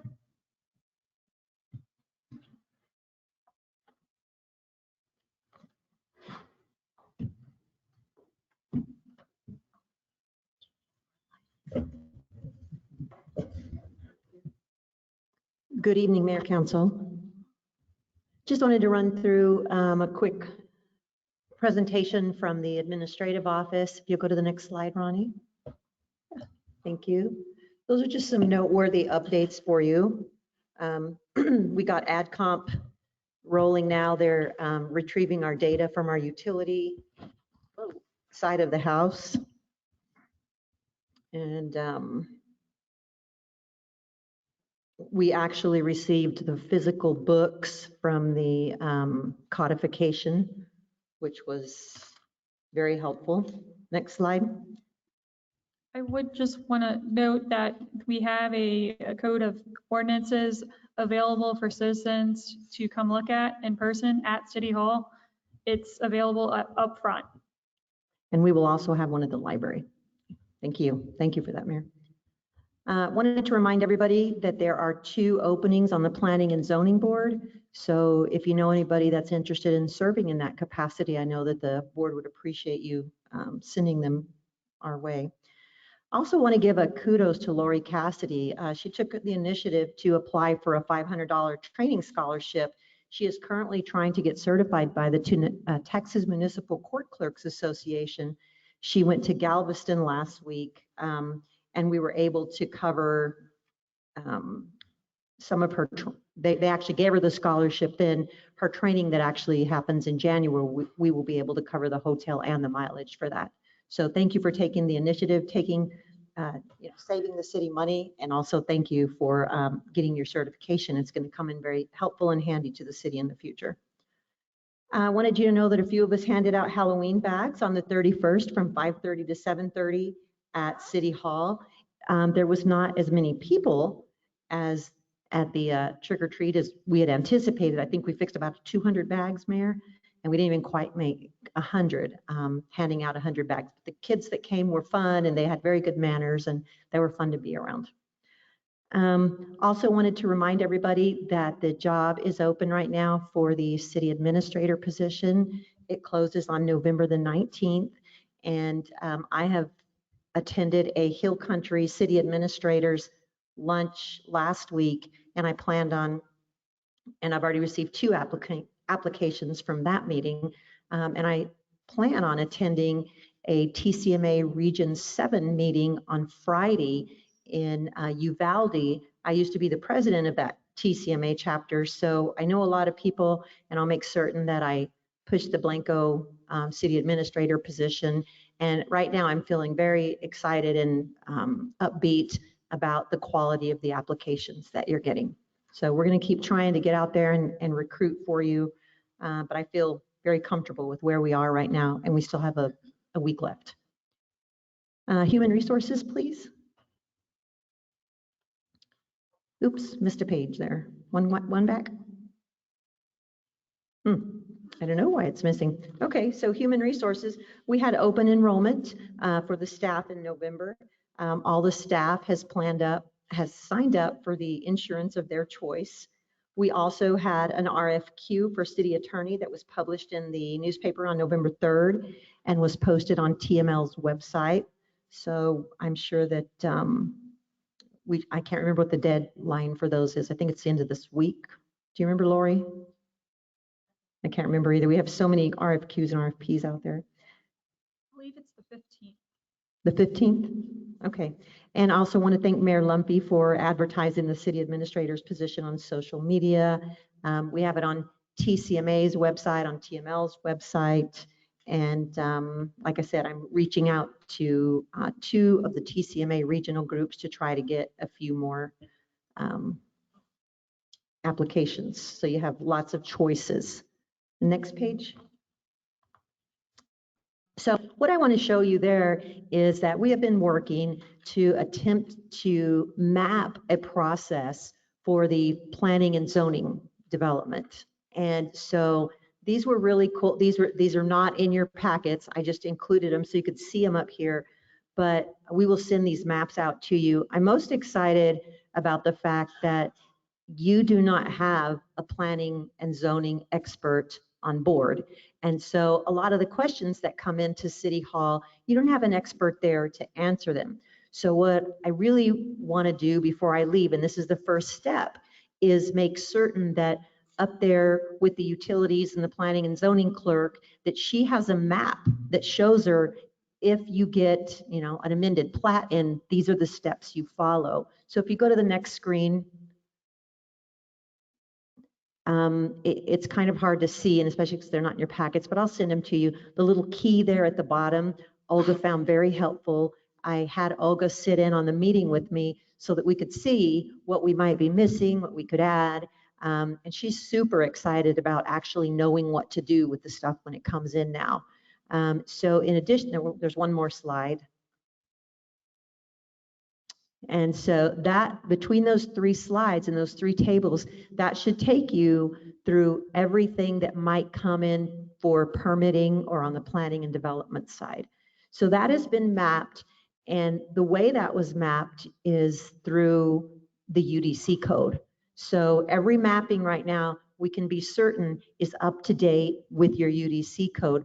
What's going to be the challenge for the city is once you all as a body start making changes to that code, we're going to have to make certain that Miss Olga or whoever else gets in there and make the changes to this chart, because otherwise we're back to working with something that's not accurate. Right now, accurate, up to date, and the last component to this, which will be done before I leave, we are trying to, the forms that the city had in place, they've all been sent to Matt Lewis with Sipple City, which who I'm working with. And we are going to try to marry our forms that exist in City Hall to this map right here to make certain that every element is covered in the forms. And so this is a big win for the permitting and planning and zoning department. Next slide. There it is. We already went over that. Okay. Finance and human resources. Let's see what's happening. Oh, wanted to let you know that we are undergoing another IRS audit with our 940s, and it's for 2018 and 2019. It just seems like once we got on the IRS's radar, we're continued to stay on there. And it's not a problem. It's just that it takes a lot of staff time trying to gather these documents and make sense of them and then get them off to the IRS. And unfortunately, right during the middle of this, Linda Coons, the chief financial officer, has been called in for jury duty. And it's going to be a long trial. It's a murder trial. So we're trying. It's the best I can tell you.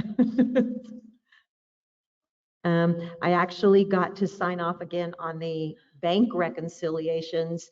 May not seem like a lot to you. It's a lot. That's huge. The fact that we can now reconcile our bank statements. We have not been able to do that for the last 4 months or so. So it's with a lot of comfort and a lot of ease that we'll go into the next budget season actually being certain of what you have to spend. So I'm really excited that we're that far. The other thing that's really cool is by the December meeting, you should have finance reports now. I have asked the finance director to start reporting just like the 3 of us do every month and letting you know the financial condition of the city effective that month. I will tell you that the sales taxes will be behind 2 months because that's just the way they run. But she'll explain that. But other than that, you should have pretty up-to-date information. Some other thoughts that I thought I'd throw out there just for y'all to think about, discard them, put them in the trash, or do something with them, whatever you'd like. I just, in thinking about the structure of the city of Blanco, you all have had, the last couple of mayors have been very hands-on mayors. They come in the office, they take appointments, they work with people. And the stipend is very low for a mayor who comes in every day. And so just going to suggest for the budget process next year, maybe something you might want to think about, if that's what you want in your mayor, is maybe raising that stipend a little bit so that it's not so hard. You know, the mayor can maybe not work and be the mayor. So just a thought I wanted to throw out there. As I'm thinking of these, I'm going to start throwing them your way before I leave. And then also in many other communities, I mean, the council's stipend is like next to nothing. And so another idea that I had was just, if you don't want your stipend, which at least one of you have said, why do we have to have these? So just another option that you can get rid of your stipends for next year. Okay. And with that, I will stand questions.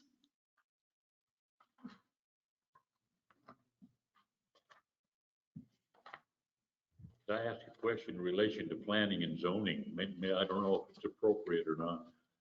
But I know when the Tractor Supply came in, we had a discussion about, they had requested a change in the height of their signage or something. And as I drove into town today, I noticed that the 7-Eleven has a sign that is way up there. And I wondered if that was in compliance with planning and zoning or our UDC, and if it was ever approved, or does it need to be? It just. So Mayor, Councilor McClellan, I don't know of a sign variance for that place, but I was not around then. So I can definitely look that up and get back to you.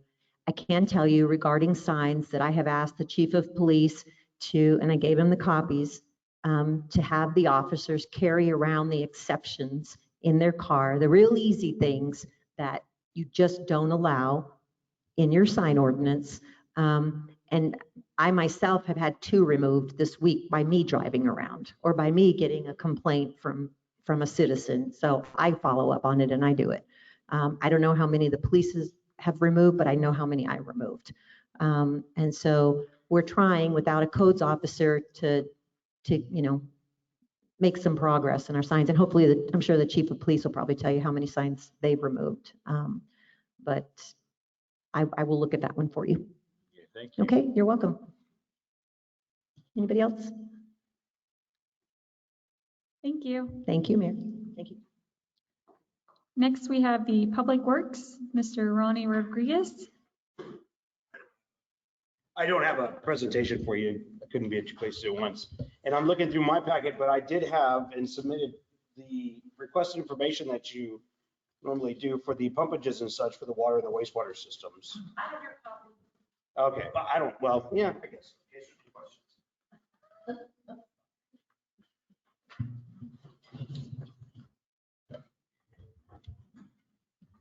Just a quick run through in the interest of time. I'll make it quick and just be able to throw out some more, open up for questions at the end from there. On the water side, we're looking at the Senate Bill 3, and if you should have received in your boxes, I guess, last week, the letter to the Public Utility Commission of Texas that we had to abide by for the November 1st deadline to allow them to understand that the city of Blanco is a affected utility.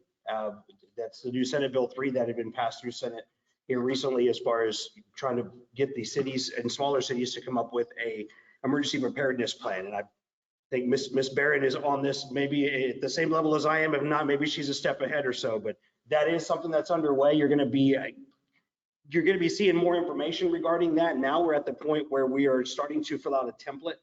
We'll be experiencing going through some trainings and such from there. There will be a template involved that will be brought to you, and I'm hoping by the December council meeting to at least review it and see where the standpoint of the city is for that Senate bill to try to meet those requirements through TCEQ. I was going to bring up the water leak, but we talked about that one last one. On the sewer side, as you can see in your packets, the sewer plant is still operating very, very, very nicely according to the permit requirements that we're supposed to be hitting from there. I will touch on the sewer backup that we did have at the 1206 Lazy Creek location within the last couple of weeks. Since that has happened, we have gone back as a public works department and actually we realized that it wasn't a collapse pipe at all by any means. That was not even in part of our reports, but rather than being roots in that line. Now, this had come to council, not in the form of knowing that specific line, but this came to council, and I believe it was probably maybe half of you weren't even here, that it was in the interest of infrastructure improvements that were removed from there. There was 3 different items around town, and that line was one of them. So unbeknownst to council itself, you guys were the previous ones who were in your seats. It was not listed as that specific location. So if there is rumor such that, it was come to you and you turned it down, it was in the form of an infrastructure improvement and not that specific location. We have had issues with that location. In that main trunk line, in the 12 years I've been here, we've replaced about 65 feet of that line so far. And obviously, as we all realize now, there's about 48 more feet of that to go, with 2 problem areas being right down from that 1206 Lazy Creek location. So. Ronnie, do you have a plan of corrective action on that? The plan of corrective action now is to try to utilize the monies that we have currently in our budget instead of asking, going from there. So we're finishing up the scope of work by tomorrow afternoon to actually put that out to try to receive some bids. What makes it hard in this location is it's going to be crossing 2 different properties that are fenced in completely. So we're having to go through and do our homework as far as figuring out who's responsible for the fencing, if it's the homeowner and such from there, at which point we get all of our information together, have more options, and be able to present it to you as council. But the idea in a nutshell would be to finish up the scope of work by tomorrow and be able to actually go out for bids on that work. So it's going to have to come back to council for approval? Only if it falls, or only if it does go over the allotted budgetary money that I have for line and infrastructure improvements. Well, as far as the property owner that came and visited with us this evening, is there any projected timeline on when this will be completed? We're shooting for next week. What we're doing as far as maybe trying to get some bids, I mean, it's not a very extensive scope of work. The biggest thing is going to be the actual property and the personal property that's going to come into play with trying to replace some of this line. All right, thank you. In the meantime, until such work can be completed to actually replace the line, we'll be sending some more chemicals down the line and such, and actually be doing every other day running that sewer machine through that line to hopefully alleviate any other backup or such from that aspect too. So. Yeah, I know you have a full agenda. I just figured it'd be easier to open it up for questions if you have any.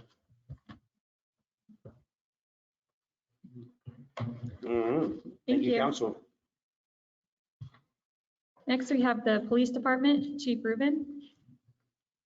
Mayor, Council, you have our report in front of you. I apologize, on our PowerPoint presentation, I tried to jump the gun, so the monthly statistics are not all filled in, but you have the full monthly statistics to go with it.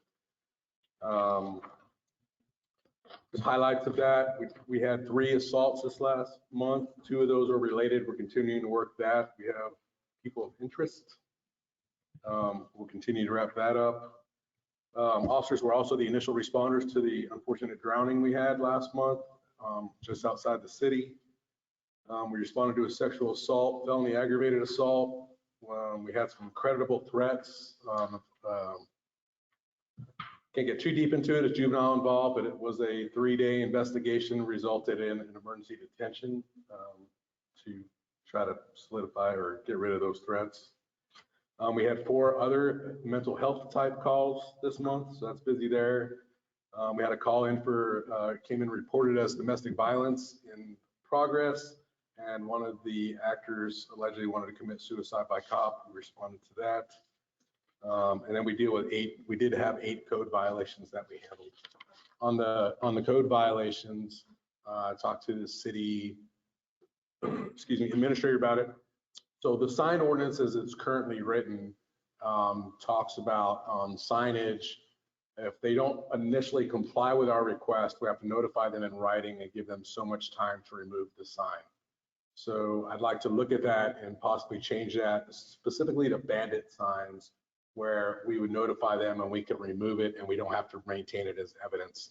In previous places, when we got hot and heavy on bandit signs, we initially had an ordinance that was similar, and we wound up with a lot of signs that we couldn't destroy because they wanted to come to court and it became evidence. So I'm trying to look at some of that language and see if we can make that a little bit smoother process to get some of the simple stuff out of the way faster. Officer Smith completed electrical control weapon instructor class. It's basically a taser instructor class. We're trying to bring more training that's required in-house so we don't have to outsource it, so we can do it as we need it done. Detective Guru completed I think the first 2 days of this class to learn how to pronounce the class. Medicological death investigation training, and that's basically dealing more normally on a death investigation. We deal with the scene. This gives her some more training to deal with the actual body and cause of determination of death. We're currently going through our weapons qualifications these last 2 weeks. I gave a presentation to HHSC on mental health issues in rural jurisdictions, which I think was eye-opening for some of the people at HHSC that have not dealt with rural areas. Upcoming events, the Real Al Run is going to be December 4th. So working with them to coordinate that. If we're not still here, I have a 5:30 flight in the morning to go to Charleston to represent Texas in an accreditation meeting. There should be 38 states represented there, so I'll be representing Texas there. And that's my report. Thank you. Thank you.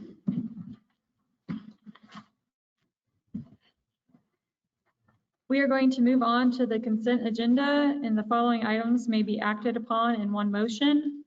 1, approval of minutes from the October 12th, 2021 regular city council meeting. 2, approval of minutes from the November 1st, 2021 special city council meeting. 3, discussion, consideration, and possible action on assignment of members to the Capital Improvement and Asset Management Advisory Committee. 4, discussion, consideration, and possible action on the City of Blanco participating in the opioid abatement fund settlement in the amount of $6,191. 5, discussion and consideration and possible action on approval of water shutoffs for the months of November and December 2021. Is there a motion? I move we adopt the consent agenda. Councilmember Barron has moved to adopt the consent agenda. Is there a second? I'll second. Councilmember McClellan has seconded. All in favor? The motion carries unanimously. Moving on to old business. Item 1, discussion, consideration, and possible action on approval of ordinance 2021-0013, collection, distribution, and usage of rainwater in the city of Blanco. Thank you, Mayor Council. Yes, this one's been hanging around for a while. So several months ago, council requested a rainwater ordinance, well, in August and September.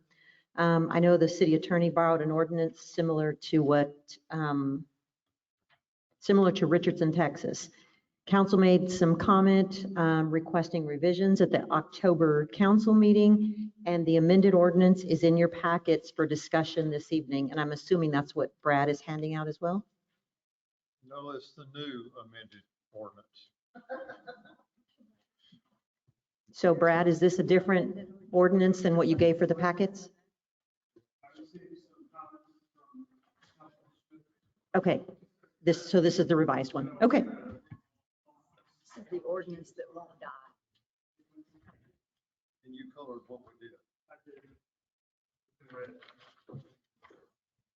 So the elements of the ordinance remain the same, and there, if you go to the next page, Ronnie, thank you. Okay. Next page.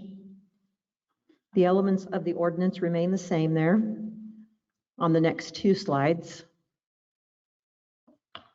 And if you look at the document that Brad just handed you, the revisions from what I gave you or forwarded to you through Lori are on page 2.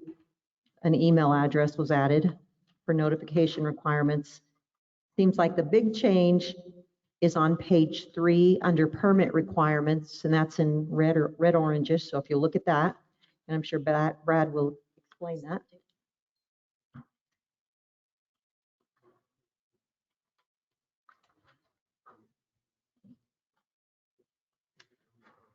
And then you have some changes, which are basically references on page 5.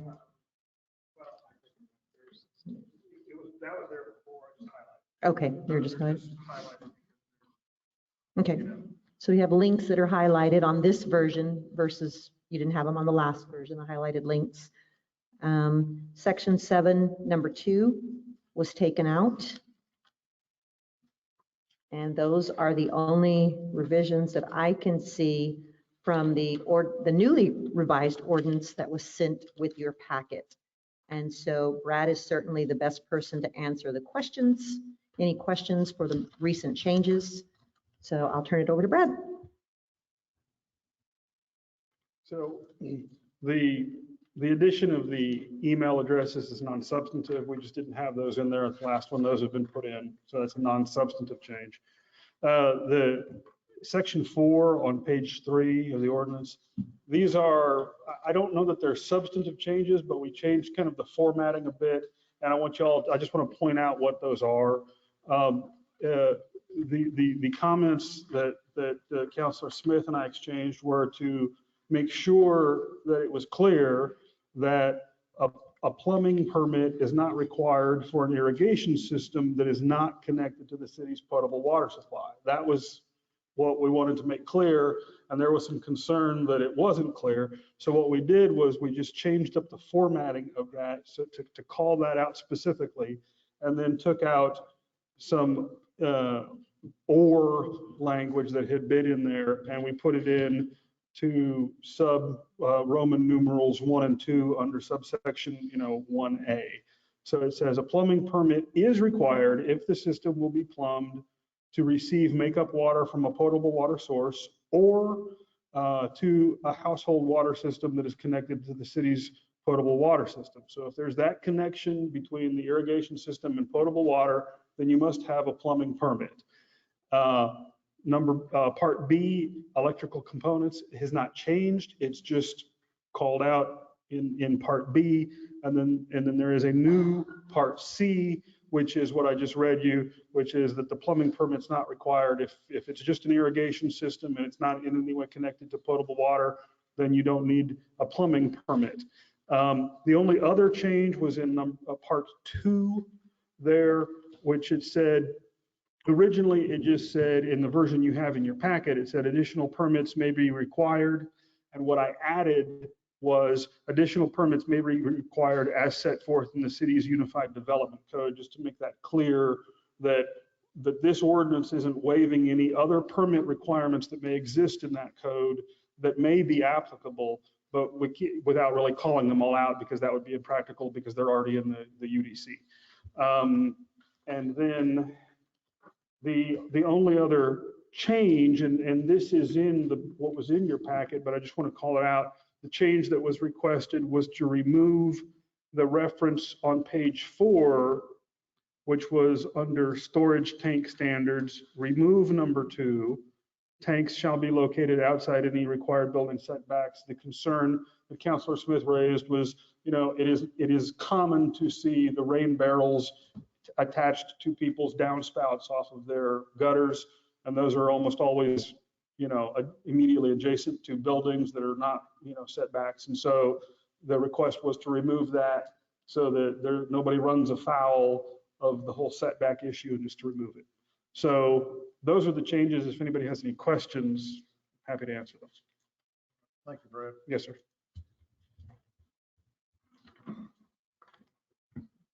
Yeah, I had a question relative to, do you need to get a permit if you're just putting a tank and filling it from your downspout, and you're just using it for irrigation and not connected to the house?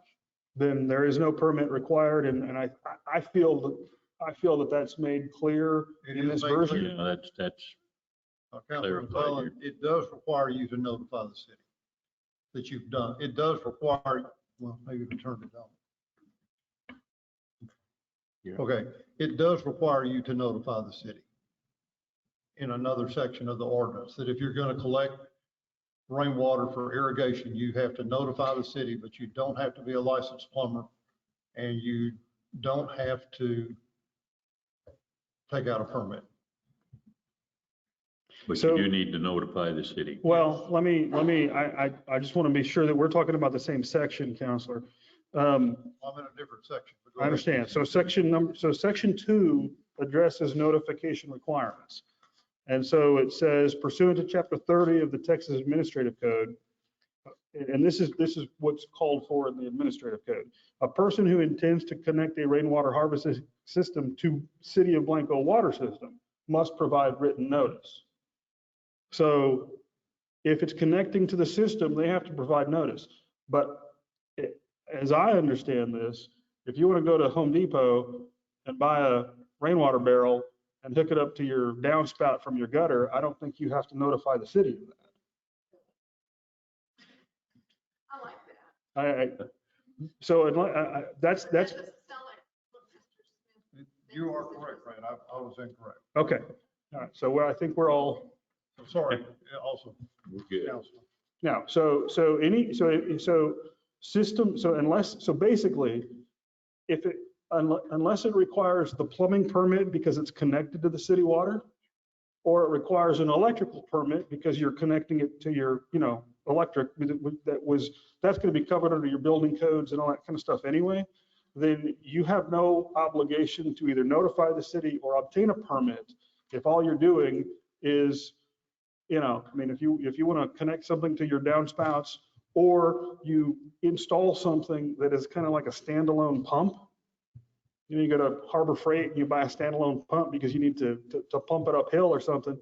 And as long as it's not connected to the city's water system, then there is no requirement to either notify or obtain any kind of permit from the city. It's only when it's electrical that's otherwise required by the UDC, or plumbing that's required because it's connecting to the city's water system. And if it does, then you have to do all the backflow prevention and all that kind of stuff. Yeah, I just think that if we want to encourage the rainwater collection, we need to make it as easy as possible. Yeah, and I think I think that the concerns that we had that had been expressed before, which were protection of the city's water system, Right. That's what this does. But otherwise, people, it's, go forth and collect all the rainwater you want. Okay. Thank you. Madam Mayor, Do I hear a motion? I'm going to make a motion that we approve ordinance number 2021 and that's 0-013. Councilmember Smith has moved to approve the ordinance 2021-0013. Is there a second? This is it in the final draft format that was just presented to us. Okay, yes. I second that. Councilmember Devine has seconded. Any further discussion? I just want to thank Councilor Smith for all the work he did putting this together. Thank you. Appreciate it. And Brad too, for getting the finer points together for us. All in favor? The motion carries unanimously. Moving on to new business. Item 1, discussion and consideration and possible action on approval of ordinance 2021-0012 on opening invocations before meetings of the City Council of Blanco, Texas. Good morning, Mayor, Council. I think Brad and I are still celebrating the passing of the other ones. That was a lot. So we have Councilor Smith at bat again this evening. He wants the council to consider adopting a formal written policy to clarify and codify invocation practices. And he wants the council to use the decisions of the Fourth Court as general guidance. So in that first discussion point, I have the guidance from the Fourth Circuit. I don't need to reread that to you. Next slide. It's further recognized that a policy should be adopted. Sorry. It's further recognized that a policy should be adopted that does not proselytize or advance any faith or show any purposeful patterns of one religious view to the exclusion of others. The council has a constitutional duty to interpret, construe, and amend its policies and ordinances to comply with constitutional requirements as they are announced. Council accept as binding the applicability of general principles of law and all the rights and obligations afforded under United States and Texas constitutions and the statutes. If you go to the adoption page, the policy allows for, but doesn't mandate, an invocation or prayer which would be offered before meetings for the benefit of the council. The prayer would not be listed or recognized as an agenda item for the meeting or as part of public business. No member or employee of the council or any other person in attendance at the meeting shall be required to participate in a prayer that is offered. Prayer shall be voluntarily delivered by an eligible member of the clergy within the community of Blanco. Procedures for speakers on a rotating basis are outlined in the ordinance that you have in your packets. No invocation speaker shall receive compensation for his or her service. And the second part of adopting the ordinance, the secretary shall make every reasonable effort to ensure that a variety of eligible invocation speakers are scheduled for the council meetings. Neither the council nor the secretary shall engage in any prior inquiry, review of, or involvement in the content of any prayer offered by an invocation speaker. Shortly before the opening of the meeting, the mayor or the mayor pro tem shall introduce the invocation speaker.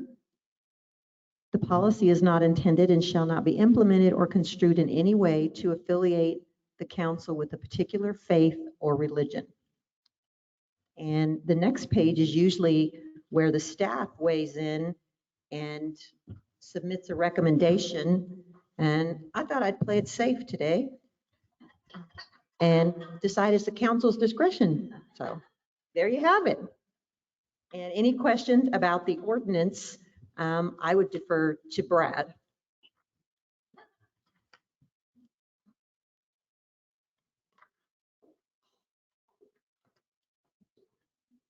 If anyone has questions, I'm happy to answer them.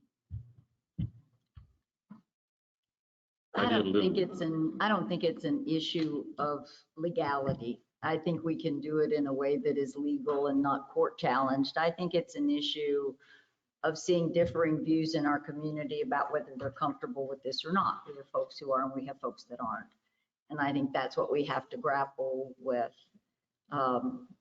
because pretty split on the number of people who wanted it, most of them clergy actually. So I guess I could understand that. That's sort of what they do for a living, but a number that don't. And so one of the things that I would like to see, because I thought Parker made a very valid point, in that once you're in a meeting, everyone's sitting here, everybody's gathered at 6 o'clock, and you're not gaveling the meeting in, but that's when the invocation begins. People are sort of, they're here. They're here, and whether they're comfortable with it or not, while it says, I think the part is that no member or employee or council is required to participate. You can't not participate when you're here. So maybe I'm thinking about if Councilor Smith might consider that the invocation would occur prior to the starting time of the meeting. So if anybody has an issue with it, they don't have to be here at 10 minutes till 6. They can wait until 6 o'clock when the meeting is due to be gavelled legally at time, and they don't have to be here to participate. And for people who do and feel they want to come and take advantage of it, they come 5 or 10 minutes before the meeting begins, they participate, they receive the benefit of it as they deem it is. And then there's time for anybody that isn't comfortable to be here at the appropriate time that the meeting begins. I'm trying to find a compromise for all the people. I just have one concern. Would we be in violation of the open records thing if we gathered for that event without the meeting being legally called to order. Well, we can't be legally called to order prior to the invocation. I mean, that's part of what's required. But he's saying if the council is all here and they want to participate and the meeting hasn't been called to order, are we in violation of the meetings? Yeah, so, yeah, well, actually, you're right. And, you know, as long as you're not engaging in public business, and then by definition, this isn't public business, I would suggest an alternative. If there is a desire, I'm not going to make a suggestion either. I will speak only to the legality of what was presented, which I reviewed, and I will just raise one issue that I want y'all to consider.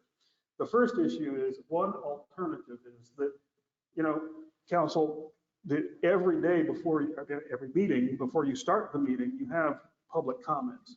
And there's nothing that prevents every member of that clergy from coming up and signing up for public comments every single time and providing multiple invocations to you every single meeting.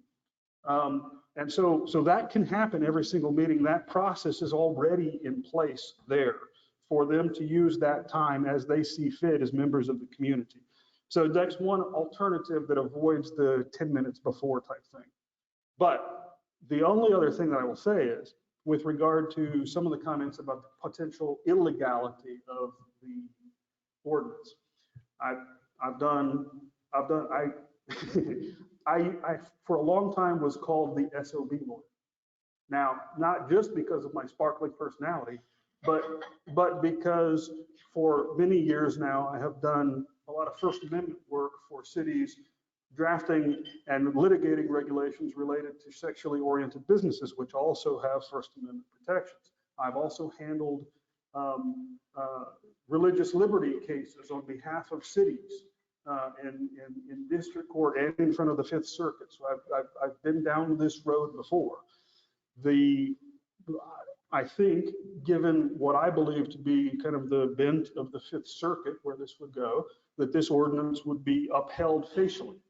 I don't think facially it's probably subject to being overturned in what I think is fair to say the conservative Fifth Circuit. Here's the one thing you have to consider from a legal perspective, and that is this ordinance and all ordinances like it have, I think, a landmine in them. And there's nothing you can do about it, because what the Supreme Court has said, and I've got the Galloway case right here, I've reread it again tonight, although I'd read it before, is that the governmental body or the council cannot authorize or pre-authorize or support or read in advance or give a thumbs up or approve the particular invocation. So the invocation comes to you sight unseen. What the Supreme Court in Galloway also said, though, is that a pattern or practice of proselytizing or advancing one religion or denigrating another religion, that is what can get a city in trouble. But because you cannot review in advance the invocations, you have no way of knowing. So what does that mean? What that means is that cities don't get in trouble from passing these ordinances. They generally survive scrutiny. Where cities potentially can get in trouble is when someone comes to you and you say, no, we're not going to allow you, for whatever reason, to give an invocation. Let's say someone comes and gives an invocation and they do proselytize or they do denigrate another religion that starts to go across that line that is discussed in the Galloway case. Then they come back and they say, may we present again? Well, then you're faced with a position that you can't ask them what they're going to say because that's impermissible. So then you have to make a decision whether or not you're going to allow it or not allow it. Now, I say this only to suggest that there are entities, groups, individuals who intentionally challenge these types of ordinances. So just be aware. I mean, other than perhaps the mud policy, since I've been here, this is the most input you've received from your citizens. So it's one of high interest. And I leave it to y'all how to decide to do it, but it's the implementation of the policy, and if and when you were ever faced with the decision to allow or disallow someone from presenting, that's when you potentially run the risk of a challenge, not to the facial ordinance itself. And that raises a question for me. Yes, sir. You said that, with our current policy for public comment, would that preclude the same, could that a case occur in public comment just the same as it occurs if a clergy comes and does the presentation? Here's the difference. That for section 1983 purposes, okay, that's 42 USC 1983, that is what allows individuals or citizens, whoever, to challenge governmental policy as being violative of some, a constitutional protection, okay? And the only way to hold a city liable under a section 1983 challenge is if the city has either officially adopted a policy, which by passing this ordinance, you would officially adopt the policy, or there is a recognized repeated custom or practice, an unofficial policy. Public comments are open to anyone for anything, whether you're a resident of Blanco or not. And there's a separation between the council and the public comments because under the Texas Open Meetings Act, you're not even allowed to reply to them. You may only sit and listen. And so there is no imprimatur of city approval, authorization for any particular thing that's being said. So long as they follow rules of decorum, they're allowed to do it.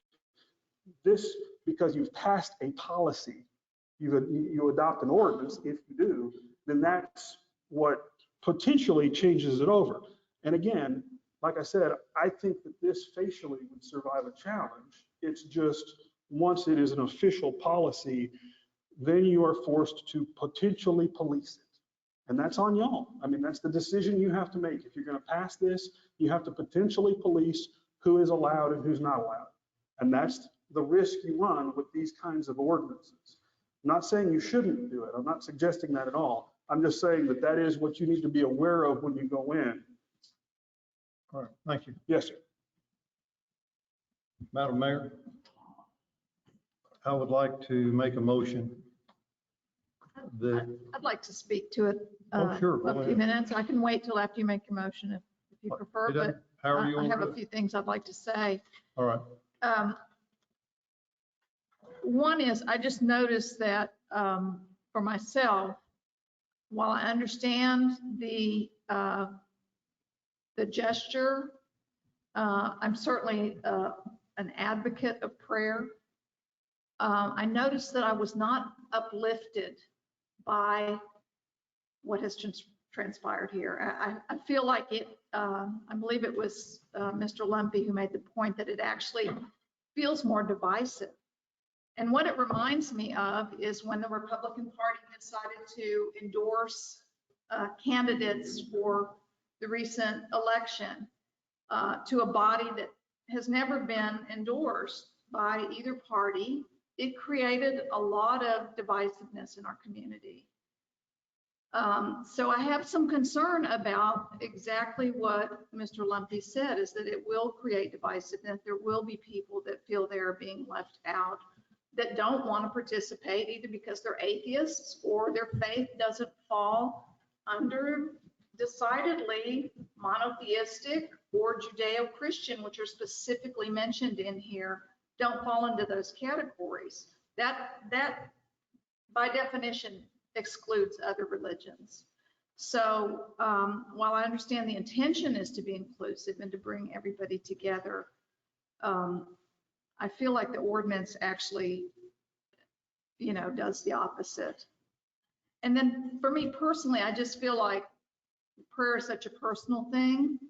I would venture to bet that you pray before you come to meetings anyway. And everyone here has the option to do that. But to basically say that we're all going to pray together in the same way feels like an imposition on something that is very sacred to me. So those are my thoughts about it. All right. And I also had a few thoughts before we proceed. Just wanted to reiterate the additional work that the city secretary will have to do for, I know it's not that much work, but I am at City Hall every day and I see the city staff working so hard, and it just, that's concerning to me to add more to her plate when everybody in City Hall and the Public Works and police, they're all wearing like multiple hats already. And I'm just a little concerned about putting more commitments for her to do. She's got a lot for preparing for meetings already. So I'm concerned about that. All right, thank Is there a motion? you. Well, I'll start out with a comment, I guess, since everybody's commenting. You know, it certainly is not my intent to do something or propose a motion or an ordinance that would be divisive. And personally, I think I need all the help I can get, you know, and for somebody to wish guidance over my decisions, I feel like can be beneficial. So with that said, I'm going to make a motion that we approve ordinance 2021-012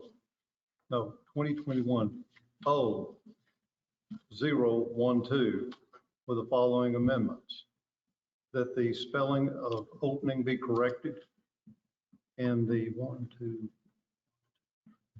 5th whereas down, it says, whereas our country's founding founders, and I'm going to just say founders and omit that first founding.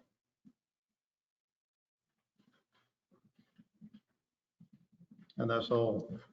I have one other question. The second whereas says that the council has long maintained a tradition of solemnizing its proceedings by allowing for an opening prayer before each meeting for the benefit and blessing of the council. I'm not familiar with that. Okay, I'm going to turn to Brad on that, and because this is in his draft of the.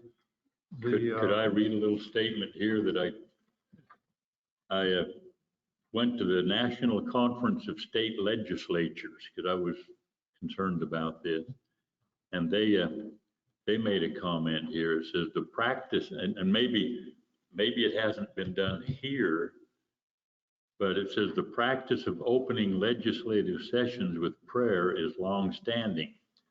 The custom draws its roots from both houses of the British Parliament, which, according to noted parliamentarian Luther Cushing, from time immemorial began each day with a reading of the prayers. In the United States, this custom has continued without interruption at the federal level since the first Congress under the Constitution in 1789. And for more than a century in many states, almost all state legislatures still use an opening prayer as a part of their tradition and procedure. And I got a list of those chambers that offer it, and it's almost every state in the union offers prayers at their legislative session. So the wording may not be for this, it sounds like it's for this council has a tradition. Well, it says the maintaining a tradition. For legislative bodies. It says maintaining not this tradition, but maintaining a tradition. Okay. The council Wishes to maintain a tradition. Which this would. Oh. wait, I'm questioning the second whereas that says the council has long maintained a tradition. I can't answer that question, so. It's probably just the wording there. No, I don't have the longest institutional memory here. You know, I haven't been here for decades. Okay. But I think it's not a legal question. I mean, if Councilor Smith wanted to strike that second whereas, so it's been removed, that might be the easiest solution because I don't think it really changes anything I will amend my motion to include the spelling and the redundant founding and founders, and also strike the second whereas the council has a long maintained a tradition symbolizing its proceedings by allowing an opening prayer before each meeting for the benefit and blessing of the council. Councilmember Smith has moved to adopt the ordinance 2021-012 with the amendments mentioned. Is there a second? I'll second. Councilmember McClellan has seconded. All in favor? All opposed? The motion carries.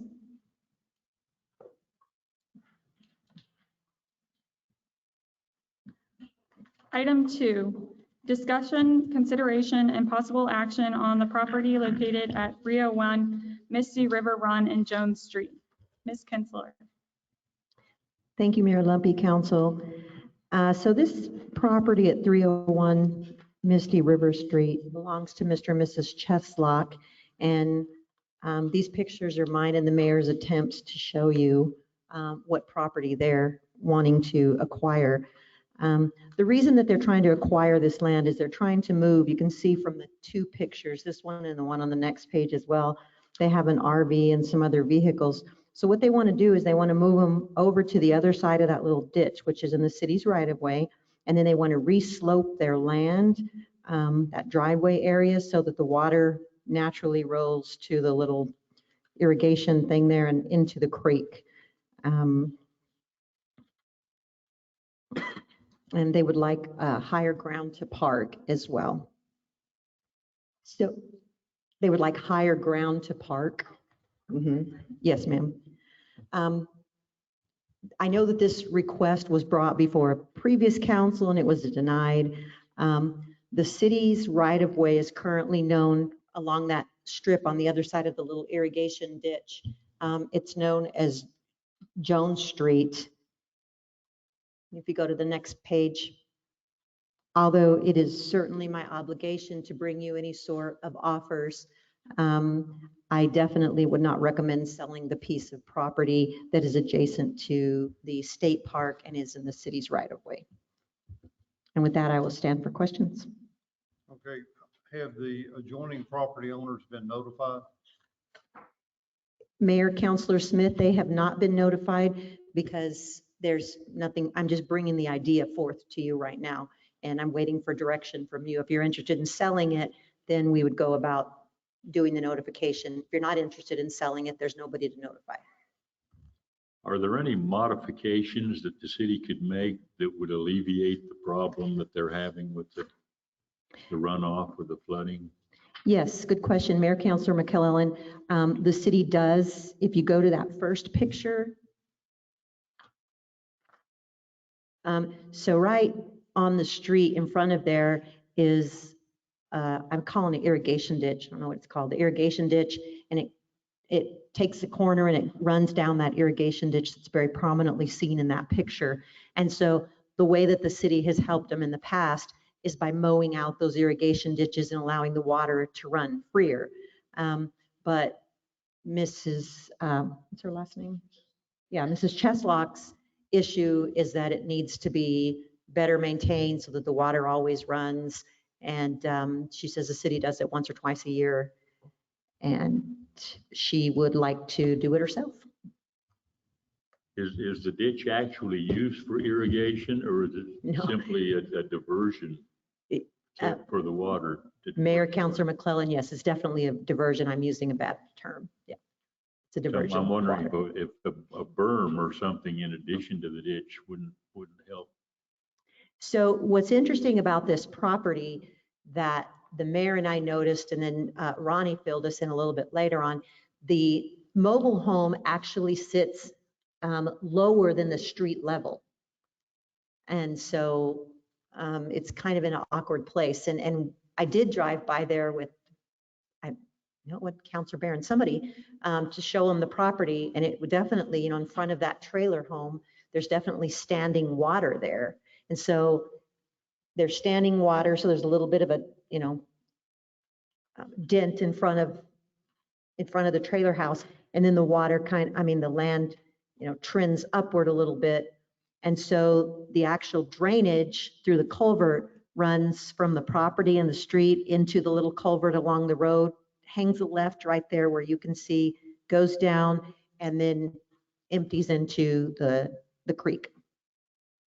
And what's interesting about that, nobody knew it. I was trying to explain to several of you where the property was.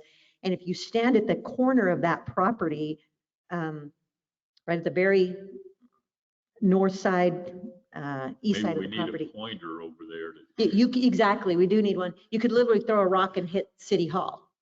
You don't realize how close that is to City Hall. It's just right across the creek from City Hall. I have another question. If you had the consent of all the adjoining property owners, if I'm talking about as far as staff recommendation goes, if you have the consent of all property owners and give all the property owners a chance to purchase the proportionate share of the residual lot that would be developed, and they were all willing to pay their share of a fair market price of that, would you support it at that point? Mayor, Councilor Smith, I would support something like that as a policy first, because what my concern is, in all honesty, and you heard a bit about it a little bit earlier, is inconsistency within the city.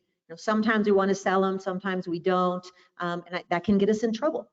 And so that's my reason for recommending against it. But plus, in addition to the fact that it literally is parallel to a state park. And so I like to have that buffer in there. But I just think that this is going to come up again, as you heard earlier, it's come up in the past. And I think you need a policy. Okay, the state park only abuts one side, and that would be the end of this right of way. Is that correct? The state park abuts the entire, if you go back to the picture. Do you have a plan? I don't have a point. It's a long and narrow. It's like a road. This is the state right here. Okay. This is the cities. And right on the other side is the state park. That's the creek. Right back here is the city. Help me just a second. I'm going to come draw. You're going to have to help me. I'm sorry. All right. This is what we're talking about, this section right here. Where's the mobile home? The crest locks are right here. And this is the creek. Oh, the creek's out there, yeah. Creek's right here. This is the strip of property. Yes. Who owns this section right here? The state parks. Okay. And here. This side right here would be Denzel Park. No, I think it's on the other side of the river. Yes, if you go right on the other side. Okay. Right there, that's Denzel Park. But it doesn't go to the river. No, this is the creek. It's a river. Oh, yeah. It's not the actual river. It's the creek that goes. I think you got the wrong piece of property. No, we just drove by it yesterday. I think it's wrong. It's Jones. You go by the cemetery? So you go to the cemetery. Take a right. Take a right. And then you come into Right. that. Exactly. And so when the mayor and I were standing back there, we could have thrown a rock at City Hall. If we don't throw a rock right across the creek, it would have landed in Denzel Park. That's the river. Well, that's Yeah, that's the river. Yeah, no, I'm with you. The river is right. Yeah, but this is the state park right here. Yeah. Somebody else owns this. Yeah. I'm trying to. No, you're right. I think you're right. This is private property on this side. Yeah, I think all three of them came to you. Okay, so it's the river. But to me, it's a channel of the river, right? No? Because if you follow that, the wide river is on the other side along, that's Yeah, correct, it's all- exactly. Yeah. Right.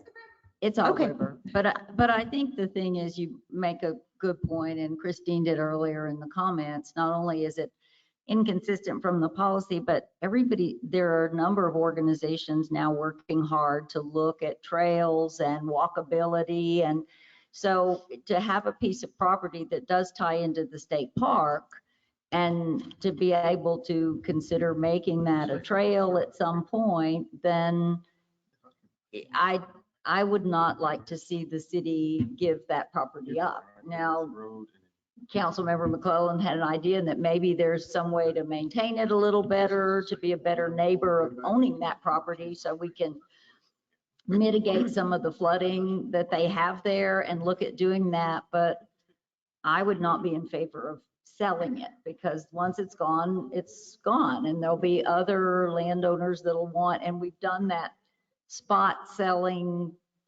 This one goes, this one doesn't go, this one goes, but I And think it's that especially with the park. inconsistency that gets you in trouble. And so especially with this one, I'd like to pursue working with the property owners to see what our good neighbor responsibilities are for owning that land, but to hang on to it until we know better also, either come up with a policy, but in addition to that, know better what we're going to do about trails and walkability and things that we're trying to do to tie in with the park and make more connecting routes around our town. And so it's not our right of way that's causing the flooding. Just, yeah, it's right from the street onto their property and exactly, we just help to try to move it along into the. Yeah, we could mow a little bit more. Right, but then you come Trim it or right something, back but- to the, you have to be very careful. You should not be mowing on private Well, properties. Should I only be. thought it was our area of the property that wasn't being mowed. No, it's their property that's not being mowed. So by mode, what Ronnie and them are doing is they're getting into the culverts and getting the grass and weeds out of them, mowing them down so the water flows more free, Oh, more okay. freely, That makes sense. right?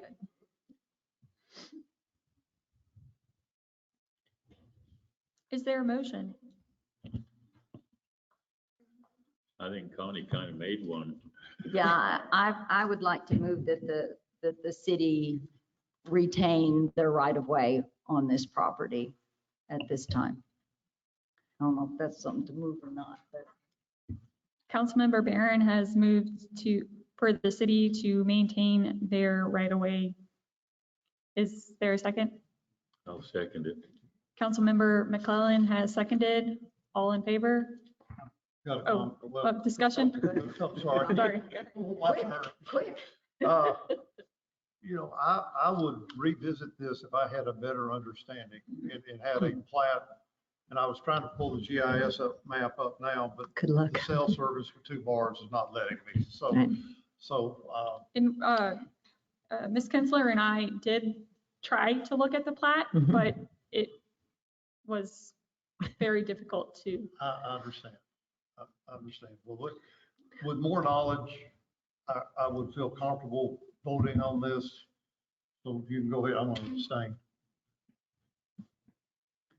All in favor? The motion carries unanimously with Councilmember Smith abstaining. Item, So just for the record, Lori, your motion passed 4 and 1 abstention. item 3, discussion and consideration and possible action on City of Blanco property known as the Pecan Bottom. So this one's a little cool. Councilor Barron and Mayor Lumpy started exploring the possibility of some plans for Pecan Bottom, which there's certain people in this office that should make pretty happy. In late 2017, early 2018, KBB began the Town Creek Riparian Restoration Project. And when they did this, they partnered with the Hill Country Alliance, the Nature Conservancy, and the Texas Parks and Wildlife. So at the beginning, KBB beautification chair and the landscape designer from Texas Parks and Wildlife put their heads together to work on the plan for the riparian restoration of the Town Creek between Highway 281 and the Blanco State Park. They created a drawing of what they hope to accomplish with the project. And if you go to the next screen, that was the designer's drawing. So you have that drawing in your packet, but not in color, so. Oh, it is? Well, Lori, okay, it's in color. Mine's not. I get the black and white, huh? Oh. Nice, okay.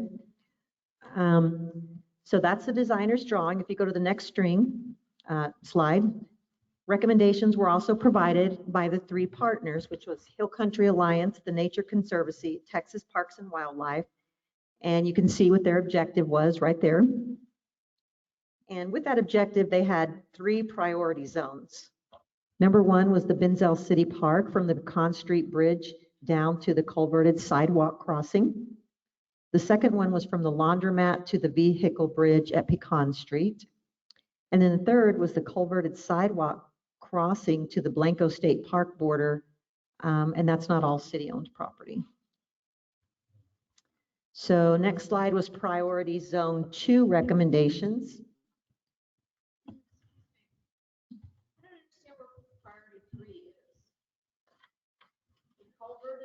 Sidewalk crossing to the Blanco State Park border. When you're going to the park and you get to the little culvert there and you continue on the sidewalk, part of that property on the other side isn't owned by the city. So they started focusing on from the culvert that you walk across to the bridge. So that's been done, or that's been worked up, that riparian area. So there's still more to do along there, but I think that was moved to being done after the Pecan Bottom section would be done. And I feel like priority 3, when you read the objective, it kind of flows with the objective. Cross over on the culverted sidewalk, the concrete sidewalk in Benzel Park.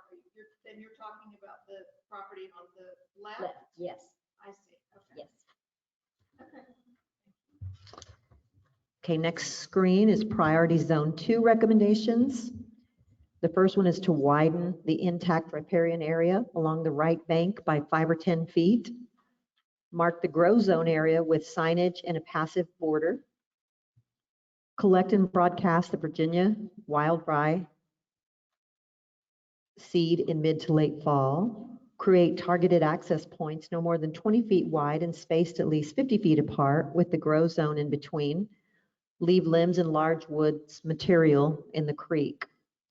The next slide just shows you some benefits of green spaces in the cities, talks about the health benefits, reduced stress, increased physical activity, and reduced healthcare costs. And then, of course, the environmental benefits that are associated with this, protecting the natural lands, creating human and energy efficient cities that help with global warming, makes compact living attractive and viable. Trail networks link the individual parks, making it easier to bike and walk, which is a long-term goal. And then the trees and vegetation offer lower cost natural solutions for stormwater runoff and also for air pollution. And the next slide is the proposal of some huts for the kids that might be put into Benzel Park. Looks like low-income housing.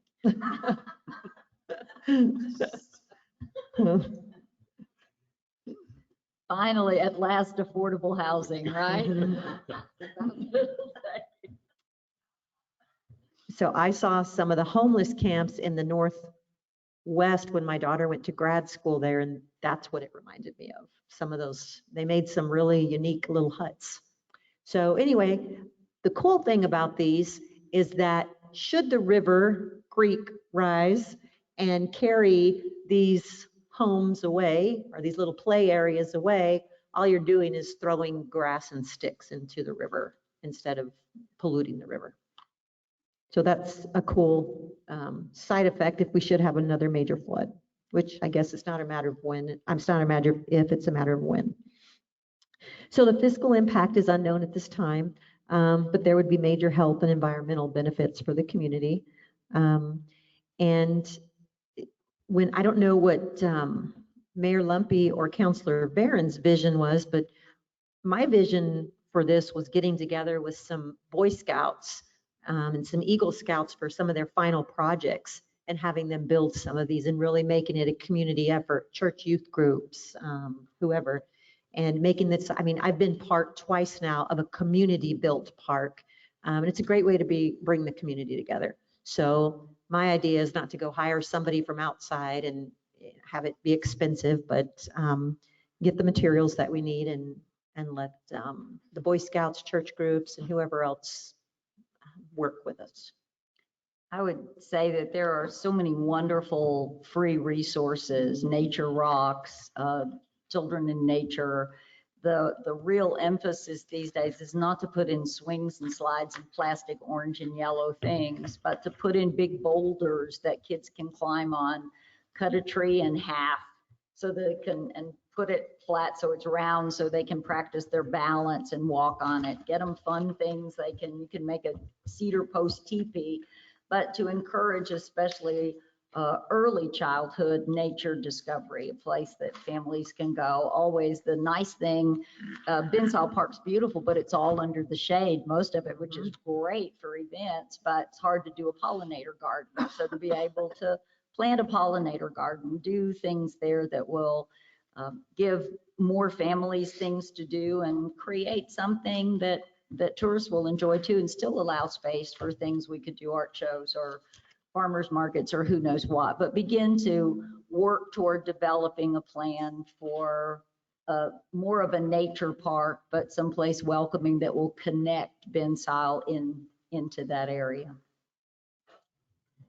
And to finally have it designated really officially that it is moving forward. And I think the mayor is a wonderful person that we have right now with her background with KBB and the time she's had to, and the interest in this, to be able to bring together community resources to start a design and work toward jazzing it up and making it a fun, interesting, beneficial piece of property for the citizens and visitors to enjoy. I know it's been used in the past as a parking lot, and I think we can do without that. Thank you. And staging for horses for parades. And just to clarify, that priority zone 2 is the pecan bottom, just in case that was unclear. That's right. So the building construction, are they going to go in Pecan Bottom or in Bensall Park? No, they would go in Pecan Bottom, that we're talking about exploring, having a fun little thing. And those are just, they are just suggestions at this point. It's not anything concrete, because we also talked about just getting some stumps, putting stumps up so kids could go up and down, up, you know how kids are. And I don't know currently, but I was asked, so, because I don't think that area right now is currently covered like Bensall Park is under other ordinances. So I would just ask that if y'all are gonna look at doing some structures or something in that area, that we also expand the ordinance on overnight camping or alcoholic beverages, because this has the potential for other things than what it's intended. And just so we have the teeth to enforce that when it happens. So, thank you. Thank you. Thank you.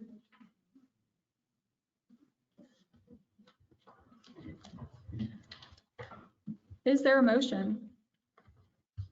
I would like to move that we designate Pecan Bottom officially as park area and begin plans for turning it into a natural park space. Green space. Yes. Councilmember Barron has moved to officially turn the Pecan Bottom into a park green space for the city. Is there a second? I'll second. Councilmember Smith has seconded. Discussion?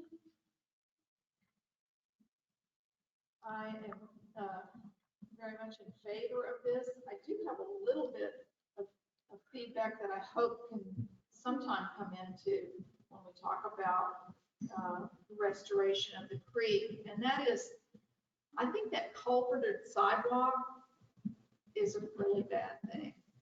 I mean, you can look on either side of it, and when there's water coming down the creek, there are piles and piles and piles that don't make it through the culverts. So basically, the creek is kind of being choked by that culverted sidewalk. And I would love to see some planning at some point, budget considerations, to replace that with maybe some kind of little arched bridge or something that also would be more beautiful, but it wouldn't choke the creek. And then the other thing is there's just so much Johnson grass that the riparian recovery cannot happen when it's being choked out by Johnson grass, which is a very, very invasive grass. And I know KBB works really, really hard, but I don't know exactly how you do that other than dig it up. Maybe there's some, maybe you pour vinegar on it. I don't We know. can talk later. You have to cut the seed heads off so you don't pull the roots out while we're stabilizing the banks and then get it to Yeah, die you off. gotta get the runners out because It's a rhizome seed. thank you, that's Yes, the word. it Yes, is. it's right But on. we'll have a work day and you and I can pull it out, Dita.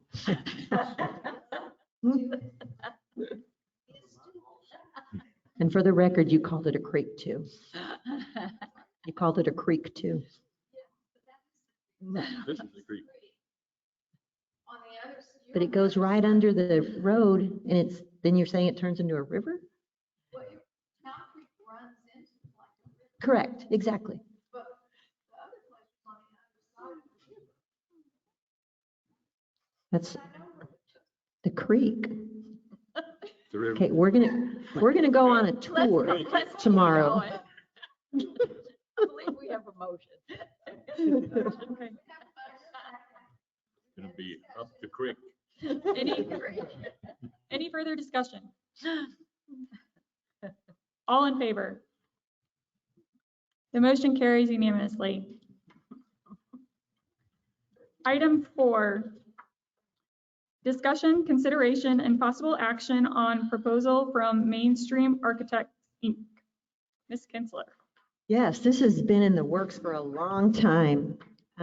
So in the summer, Main Street Architect answered an RFQ issued by Streetscape. They actually had 2 come and present. One did not answer the RFQ, the other did. And the one that answered the RFQ, of course, was ultimately awarded it in July, I believe, and that was Main Street Architects. In August, I met with Main Street Architects in an effort to understand how the Streetscape proposal should come before an update of the city's master plan. And Sue Ann Pemberton, who owns Main Street Architects, agreed that the project needed to be redesigned. So we tried to work on it together so that the projects would run parallel and that the fee would be based over the duration of the project. But even with the rewrite, I don't believe it's in the best interest of the taxpayer to do the entire plan. The plan actually started at $85,000. I was trying to get her down to 75 and couldn't do it. I got her down to 80. But you are not in a place right now where when you do these plans that you're going to be able to act. And so you're going to do this and you're going to stick it on a shelf. And that's what concerns me. We have a lot of things that we've just discovered in the last few weeks that have been done that are stuck on a shelf. And so I don't want this to be one of them. I discussed the original RFQ and then the possible revisions with Streetscape on November 8th. So this was done during the weekend, and November 8th, I did go to the Streetscape meeting to discuss it, but they didn't have a quorum. So that part did not happen. And the options that are available for you tonight is you can adopt the Main Street Architects plan as is, do a budget adjustment for the payment of the city's portion of the plan, whatever you determine the city's portion is. You have the entire plan in front of you, and that would cost $80,000. You could also adopt a very revised version of the plan. And what I've done is I've highlighted part of it. If you look at your Main Street Architect proposal, on page 1, it'd be phase 1, the last 3 bullet points, that's highlighted. And then phase 2, the last 3 should be highlighted. I don't think that made it to your packets, but it looks like this. If you're looking at the plan, it should look like that. So what that would do is it would give you a very diluted version of the plan. It would cost Streetscape $15,000. Another option that you could do is don't adopt the plan and revisit it next year when you have a little better idea of what your funding situation is, or any mix and match of these that you all decide on. Those were the 3 options that I thought of. My recommendation is that the RFQ not be funded. The RFQ is premature, and the city's master plan it is still just sitting there. That needs to be revisited, that needs to be updated, and this is an arm of the city's master plan. So again, I've given you 4 options there. And anything you want in between. So with that, I will stand for questions. Okay, under phase 1, they have it listed at 20,000. Phase 1, well, so what I did is I called Ms. Pemberton back, who's, she's trying to be ethical about this and not spend taxpayer money where you shouldn't. So we're trying to restructure and redo the plan, which we did. I still wasn't happy with it, and I don't think she was either. So then we tried to at least allow the streetscape part in there. And she said the only way that she could think of doing it would be the last bullets on phase 1. And then on phase 2, it would be the second set of bullets. So it's still on your first page right there. So what that entails, Lori is correct, is a downtown design. It's really a preliminary design. So you do a listening session. You say, this is our designated area, which we already know what it is. And then you would do a schematic design presentation. Then you would do downtown pilot review. You'd finalize the design.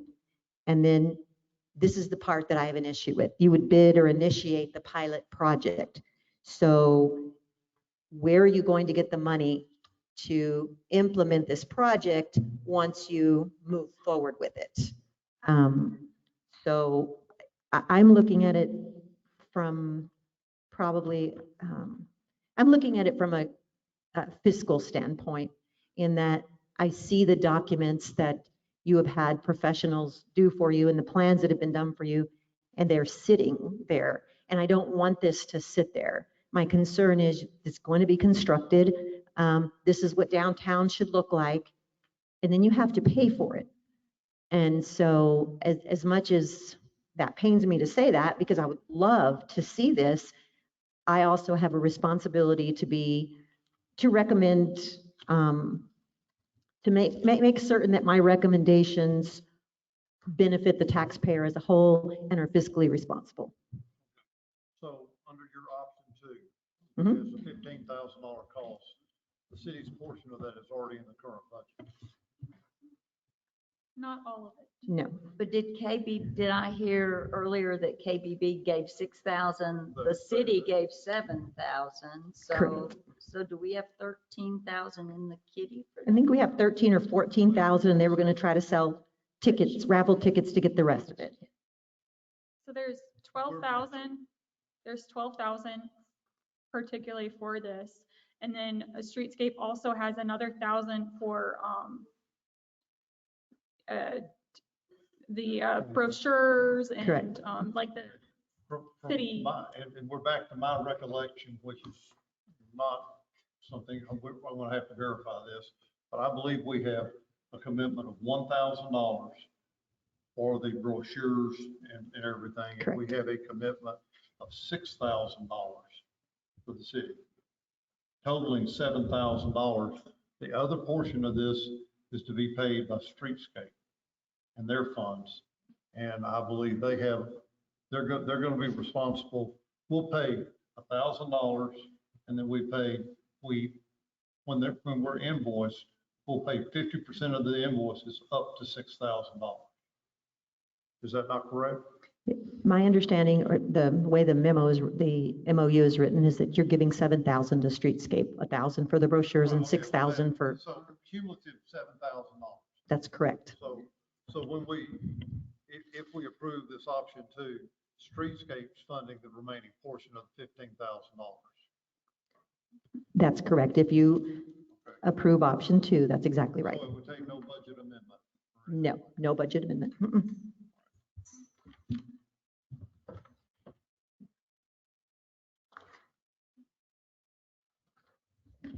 So I just want to, I'm confused. So I wanted to make sure, I thought I had heard earlier that KBB was donating something toward the effort. Did I imagine that? No, that is the other 6,000. We're paying $7,000, they're paying the balance. Okay. Okay, is that, like, So we have. So KBB is going to be the fundraiser for this committee because it's streetscape and it falls under the Blanco Historic Commission and they are not able to raise funds. Okay. So KBB already has an agreement with streetscape and the city that 6,000, they have a separate bank account for streetscape that is 6,000 right now. So they already have 6. They have the Okay, 6,000. So we got 13. So in essence, for this project, there's $13,000 already out there. Allocated. Yes, And from then- different sources. Right, and then the remaining 2 is still their obligation. Okay. So if we approved option 2, I understand what you're saying, Kelly, and that we'd hate to see a lot of work done, but would it help the process? Would it really be lost work if we were doing this and I know it's in the hopes that next budget year we would be able to continue moving it along? I, like you, don't want to spend $15,000, even though it's not all our money, only 7 of it is the city's, to have something done that we may not have the budget to implement. Would we gain anything beneficial through the remainder of this budget year to proceed with those options to develop the design? Would that help price it better? To know, could the ultimate cost change So, once the design's Yeah, done? Mayor, Councilor Barron, what your 15,000 going to do is going to give you a preliminary design of what a new downtown would look at. So what you have to decide is if you're going to have the money to fund a new downtown, or if you're going to be able to do enough fundraisers to fund a new downtown. And my concern is that you are in the middle of a water and a wastewater crisis right now, and your downtown is awesome, and your downtown merchants, I know, deserve it and would love it. I would love to see it, but I mean, you know, economic development is my favorite thing to do. But I also think that we have an RFQ that's pending right now. We're going to be negotiating funds for that and making certain that citizens have water and can flush their toilets is more important this fiscal year until we have that worked out than thinking that we're going to have to figure out how to design a new downtown.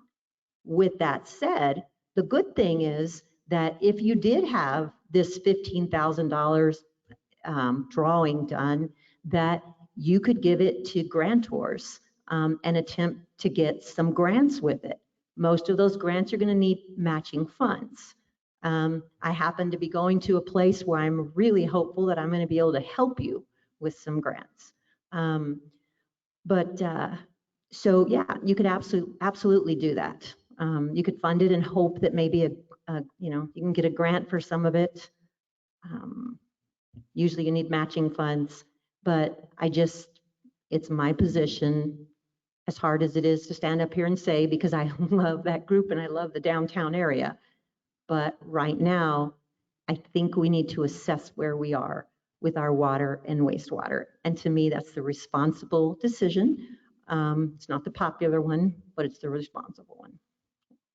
Okay, Kelly, Ms. Kinsler, let me clarify what your position is. You are not in favor of option 2. Mayor Councilor Smith, I am not in favor of any option, and Ms. Pemberton agreed reluctantly to highlight that with me to come up with something so that they could use their $15,000 and it wouldn't, they could come up with a plan. So we kind of highlighted that together and decided, yeah, that could technically be done.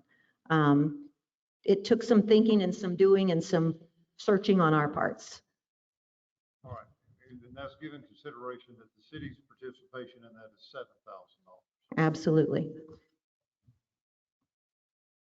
It's expensive. I've done 1, 2, 3, 4 and some blocks. It's expensive. And so you can come up with the most beautiful design or the schematic plan, and you still have to fund it. And fundraisers are awesome. And this community is, the way that this community gives is fantastic. But I don't know that you can expect that much giving to restructure and redo downtown. And hopefully I'm wrong. Hopefully in 6 or 8 months, the good thing is Streetscape has the money right now. They have it during this budget year. So if you want to come back and revisit this, once you have 6 months of expenditures and revenue in, that would be a lot more responsible than doing it right now.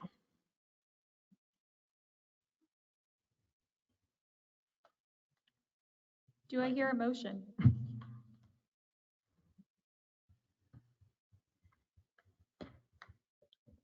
I would move that we do not adopt the plan and revisit this next year.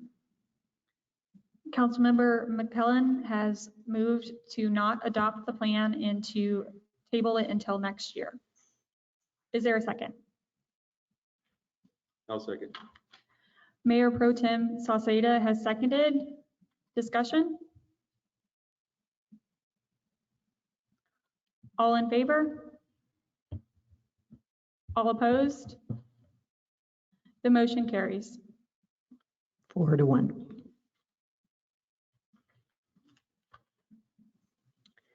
Okay. Item 5.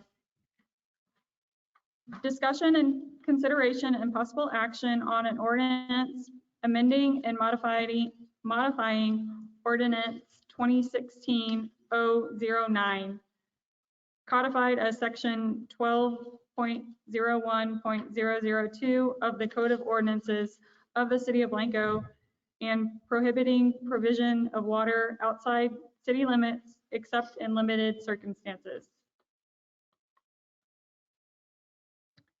You ready for me, Mayor?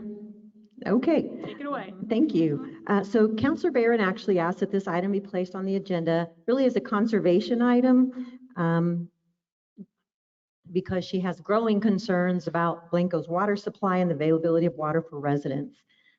This amendment is about exploring options for future growth for Blanco. We want to ensure that there's water for residents and future residents of the town of Blanco. It's anticipated that most development in the future will be in our ETJ. Therefore, a look at the amendment that's proposed is relevant. The amending ordinance looks at prioritizing City of Blanco residents and attempts to ensure that their water needs are met first. There's no increase in water resources for the future of Blanco, as you all know.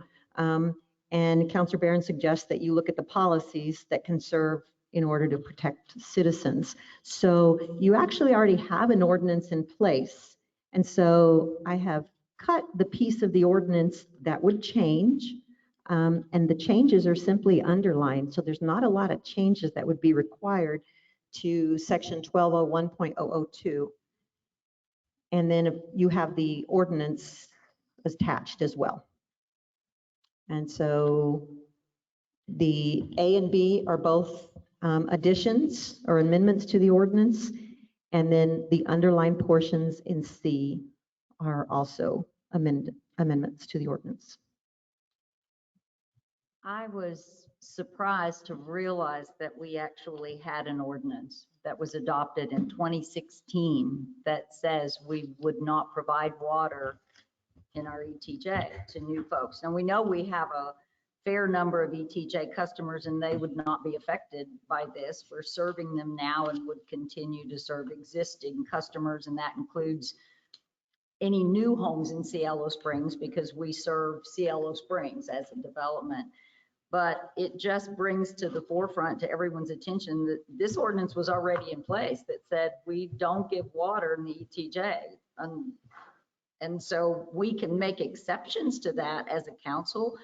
But if there's a new customer that wants water in the ETJ, the council has to consider that and approve it. And that gives us much more scrutiny and control over future developments so that we can judge water that we're providing outside of our city limits as opposed to what development is occurring within our city limits, which is our primary recommendation.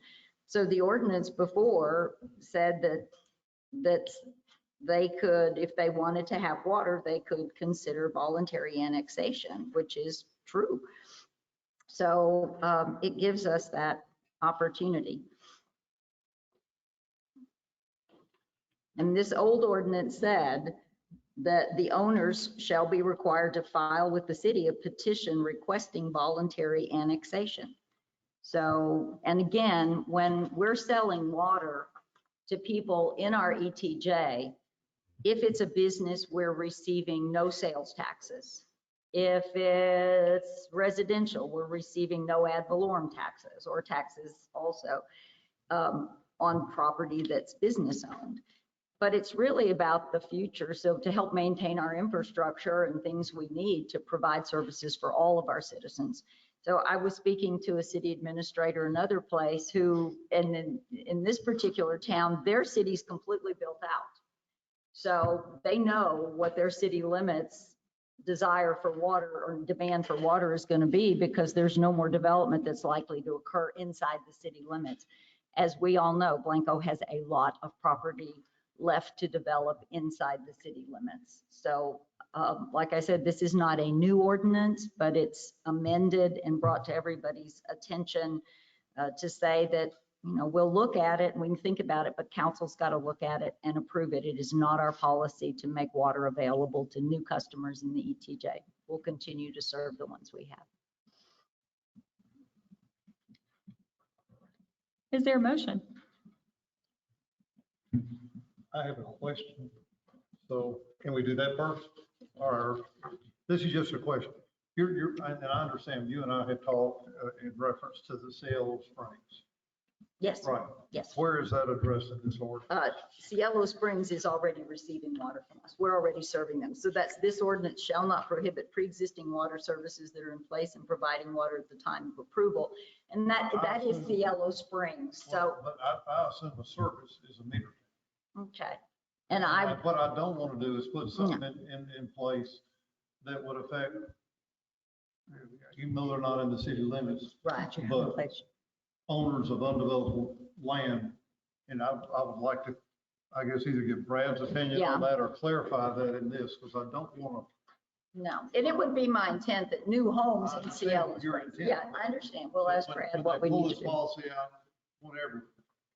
You're going to be here forever. You'll be able to tell me. Brad, would Cielo Springs qualify as a customer, or would it have to be homes? It's hard to answer that question because I don't know off the top of my head what, if there is an agreement, if there is a master agreement with Cielo Springs to provide the entire subdivision as it subdivides with water, then this would cover it. But to Councilor Smith's point, you know, a new tap is new service. And so I think under the most conservative, strict reading of this ordinance, and again, not knowing off the top of my head what, if any, agreement there might be with Cielo Springs, it's been a while since we've talked about Cielo Springs. I would say that arguably each of those taps have to come and get city council approval. I think we have a master agreement, but I'd have to look it up. Ronnie, do you recall we have a master agreement with Cielo Springs as a subdivision? So there's a master agreement in place. In order to give you the best opinion and advice, I'd really want to take a look at it because it's been a long time since I've dealt with Cielo Springs. Well, this ordinance is currently in place, so it says no sale to the ETJ unless they do voluntary annexation. So right now we're living under this. So what we attempted to do was to clarify that it wouldn't prohibit existing water services, but if that's not adequate and it needs to be phrased in a way that makes that clearer, because we clarified it right now, it says we don't give them water. Right. And we're giving them water. So we're either in violation of our own ordinance or we need to be. Well, like I said, I mean, if I just would want to read the Cielo, in order to be able to tell you definitively whether or not individual taps in Cielo Springs need to come and get individual council approval, I just need to take a look at that Cielo Springs agreement, and I haven't, it's been years, I think, since I've dealt with that. Okay. Well, Madam Mayor, I move that we would table this until we can clarify Cielo Springs and look at the agreement, because certainly it is not our intent would not be my intent. I'm trying to fix that by putting clarifying language to an ordinance that already exists that says we aren't going to sell it to them, since we I are know selling there it to were them. some lawsuits involved with Cielo Springs on infrastructure and all And that sort of thing. That It's been a few years, so Right. I just don't recall the details. Yeah, so we'll table it, and then Brett, if you'll check on that, we'll. Water services and master agreements or something. We don't know what the agreement says. Sorry. Yeah, well, pre-existing. Keep violating our ordinance. That's right. That's it. Maybe we'll move this faster than we did the rain. So. Yeah, and in I fact, would- we've got some special meetings coming up, so maybe And we'll take a look at that. I will take a look at this. Thank I'll get a copy of that master agreement. I could, once I review it, I can answer it very quickly. I just don't have it handy right now. Great, thank you. So I move we table this until. Councilmember Barron has moved to table this. Councilmember Smith has seconded. Any further discussion? All in favor? The motion carries unanimously.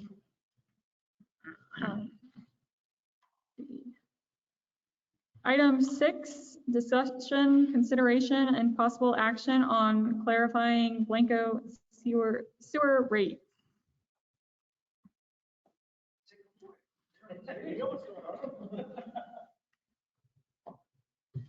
All right.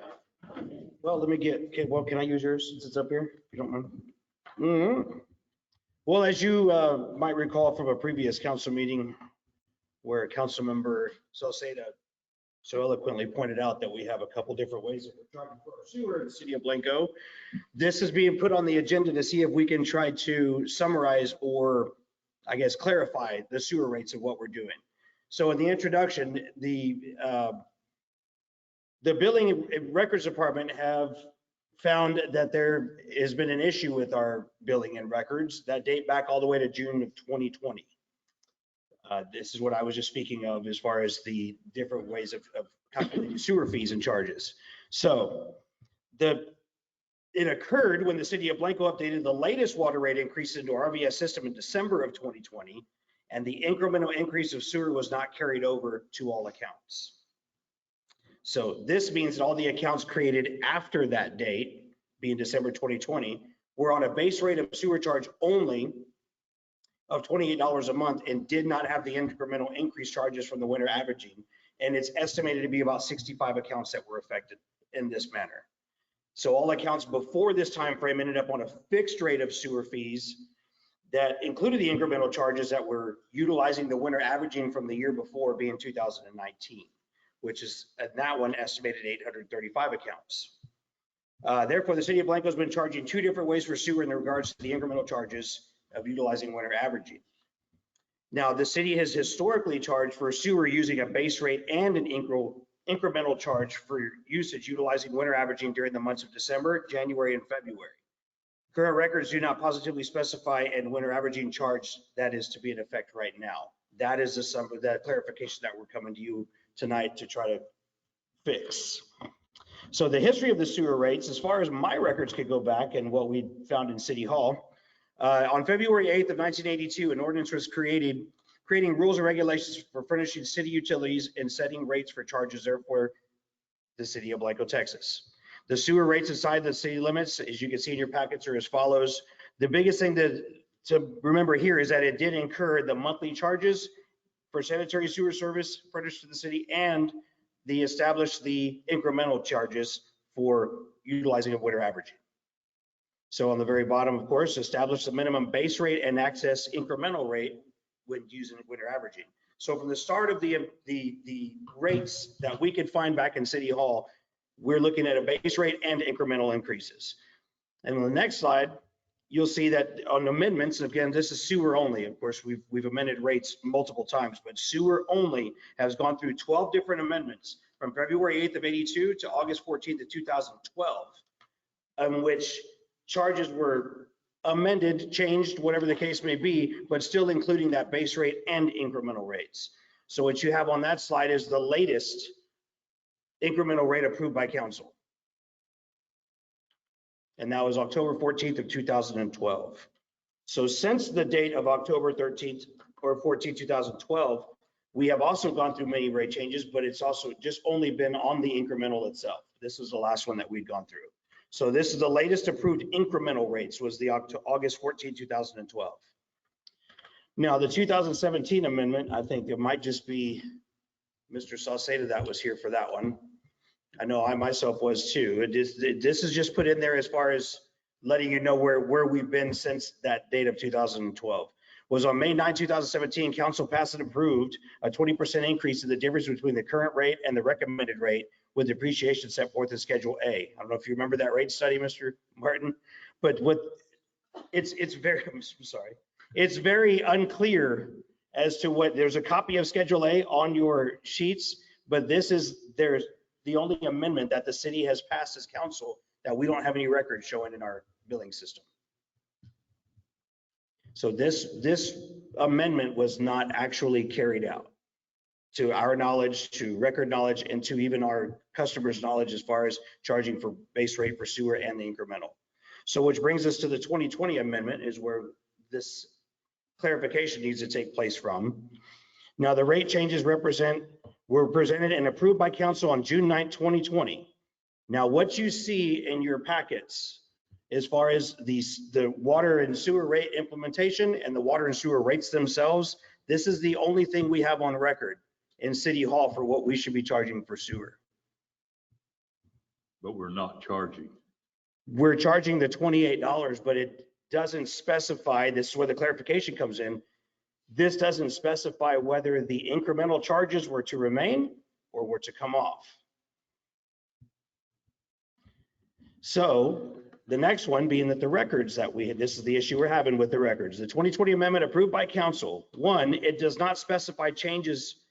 Oh, yeah, it does not specify changes to base rate only. It just shows your sewer increase plus the 12. The next one, it does not address keeping or eliminating the incremental charges of winter averaging. And the meeting minutes, of course, that was one of my first things. Let's go back to the minutes and see what happened. The meeting minutes record motion passed as presented by staff. Yes. So of course brings up the the need for the clear, detailed, and accurate records, being vital for the city of Blanco departments to be able to eliminate the need for clarification. So again, it was presented to council. I was at the meeting. I have, what I think happened or what, and we can go back and forth, but it's what we can prove. And I cannot prove one way or another if the incremental is in there or not, as it was not specified and stated in the motion and carried through in our records. So Ronnie, the last incremental rate was 375 per 1,000 gallon usage after the first 2,000 gallons. Is that the last incremental rate that there's a record of? If you're reading August 14th, 2012, yes. Okay. Yes. And what I did is I went to add the residential base rate, the residential outside city limit base rate, and then the commercials. Okay. So then something was passed in May 2017, and that's what we're not, there was an increase, but that was an increase in the base rate? That was, 2017. well, and it reads just as it was typed. It is 20% increase of the difference between the current rate and the recommended rate with depreciation. Okay, so we don't know whether that was the. Does not specify base rate or incremental. Okay. And it was not implemented. No. What I can tell you is when we implemented in 2020, or what was passed in 2020, the base rates for your sewer were still what they were in 2012. That's why on the amendments, the first one, it specifies that that's the latest approved incremental rates. So even now we have 835 customers being charged off of those incremental fees, but their winter averaging is being utilized from 2019. And then winter averaging at 375. Yes, 375, that's commercial outside city limits on the base rate. So the idea on the 2020 amendment was to take away, again, I hate to say it because I don't have record of it, but the idea there was to get away from the minimum usage and make it to where it was straight charging from there. But records don't specify that. So you would think going backwards in the rates? So instead of, Not so much going backwards, but as we were charging, as we have been charging for sewer since 2012, that you would, the $16 fee, which was at that, of course, in 2020 was raised to 28, right? would include 2,000 gallons of free, would include 2,000 gallons of wastewater. Not that it's Right. free, because you are paying a, I don't want to get the words mixed in, but with the idea there to do away with any free usage, uncharged usage. But then the incremental would kick in over Mhm. 2,000 gallons. Either, well, or not. Or not. Yeah, I don't. Yeah, so going back to the 17, I think that was only a water rate increase in 17. So I think that was when we had that gentleman come and do that presentation on the survey, and I think we 2017 is Mr. Philip Gibbons with right. TCQ. And I Yeah. think at that time we didn't want to put too much stress on our, because go 20% on the sewer, water is still the same Right. bill, the same, squeezing the same lemon. So I think we only did water. So I think there was nothing. That's probably why nothing was changed in the system, because we did water only at that time, is my recollection. I'm getting old. And you did, and not, and all, what I did there is I was digging solely on sewer. So if it was done under, I know it sounds crazy, but if it was, filed under water changes or anything from there, I wouldn't have found that where council would have decided to not do the sewer because they were already doing the water kind of thing. You know what I mean? So that's what I remember there. But on the 2021, I do remember that we were going to have both. I mean, we went up on the base to help cover the cost of the new sewer plant. And then we were still going to do the incremental. Now, I cannot remember if we were still going to give the 2,000. For some reason, I'm thinking like you, like it was nothing for free. I mean, basically you were going to get, but I'm getting the water confused also, because I know we did away with the free, what was it, 1,000 gallons? We did do at away one with time it when we did that. So at that year, at that time frame as well with the water. and I really So- think for simplicity, we probably just went up on the base charge. Right. And left the increment, or should have left the incremental alone. What bothers me the most about this is I can't prove. Right. If somebody say, if you, when- Right, one way or another. somebody walked into City Hall and said, show me the schedule of which you're charging my sewer. And it's like, well, this is what I read it. And, you could read it as something different, and, you could read it as something different from there. And it just needs to be clear and concise with no, reason for clarification after it's been implemented. So what we have to decide tonight is what are we doing, and be very clear about what we are doing and what do we think we are doing. So Mayor, Councilor Barron, that's correct, but I just verified with Brad because I want to make sure we read the same thing. You can do whatever you want to do with the sewer rates tonight. You don't have to stick to the 28 plus or 28 without or whatever. You can do whatever you want to do. But can you tell us what the fiscal impact's gonna be? If we go with option A, B, or C, what's it gonna do to us? I mean, I've had trouble, there's not a consistency, and we found errors in our billing. So we know what our revenues were last month. That's correct. But if we had the same volumes and everything, if I made the recommendation at 28 plus whatever, then at that point in time, what's the bottom line? So I guess I could get my handy dandy calculator out right now and attempt to give you a rough idea, because I know how many accounts we have. We could go, no, the base rate's easy to figure out because we have the amount of accounts. But you It's don't the know, usage but that you don't know what. Correct, so you couldn't do that. Correctly. So, I mean, I could try to crunch some numbers, but they're all gonna be maybe educated guesses at this point, because as far as usage, we really don't know. So I guess. But what I can tell you is like what's in your packet on the fiscal impact. The fiscal budgetary impact will differ on the decision made by you as council. So if you charge the base rate with the winter averaging, which means that you're gonna make all accounts have the, winter averaging and such, we're gonna do the incremental from there. So our revenue will increase after updating the 65 accounts that are being charged incorrectly. And that 65, and I'm gonna throw that out there again, is an estimated guess, an educated guess or what. We've gotten with RVS, I made RVS aware of the issue the next morning after that meeting, and we started going through and he started telling us the dates. That's the best we can figure is, well, okay, from December 2020, we've brought on about 35 different new customers on sewer. But Olga at the time had just estimated that she had changed 30 of them already. You being one of them the next morning though. You know what I mean? So those are guesstimated numbers. Now, okay, if you charge the base rate without the winter averaging, our revenue for sewer will decrease after updating the 835 questionable accounts. And we give reimbursements back to all affected accounts if you so choose. And then of course, we'll have to require another rate study to be done to assess the availability of the sustainability of our sewer system with the current rates that we have now. Go over the reimbursements. Well, if you say that we were not going to charge winter averaging and we've been charged 835 people winter averaging, yes. Well, I mean, if not, Olga will walk, I guarantee it. We're not doing this retroactive. We're doing this from henceforward. You're doing it from henceforward, but then I've still got to be able to explain to 835 customers, if not Olga does, or Lori or anybody else at City Hall, why they're not getting a credit or kickback. So it might not be a monetary hit, but it's going to be a headache for sure. Well, I wasn't confused. I'm confused. I'm totally confused. I want to ask a question. If this is being treated as a clarification of a prior tax, to your question to me about whether or not a public hearing is necessary, if this is a clarification, I don't think a new public hearing is necessary because it's clarifying what the council ostensibly intended to do last time. But I don't know if I'm assuming that the public hearings were conducted last time. I don't know. I wasn't involved. Does anybody? Yeah, they were. I mean, it was passed in June and we didn't implement it till December.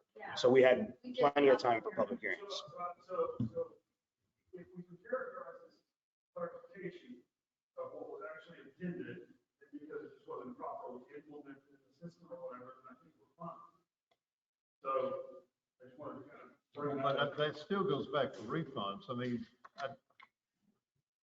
I think the intention was just to raise the base rate and keep the incremental with the winter averaging. We never took the incrementals out. Right. No. And I think the intention of the council was to keep it and just increase the base rate. Increase the base rate and keep the winter averaging Correct. and the incremental. So keep the winter averaging. And I think we just need to clarify that.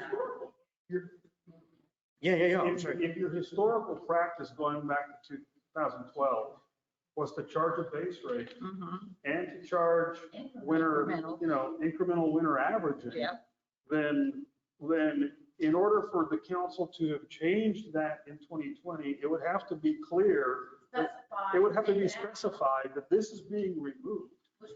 And there's no evidence of that. Well, it sounds like there's enough institutional memory from what was done that we can clarify. The note just showed that we increased the base rate $12. Right. Never said anything about taking the incremental out.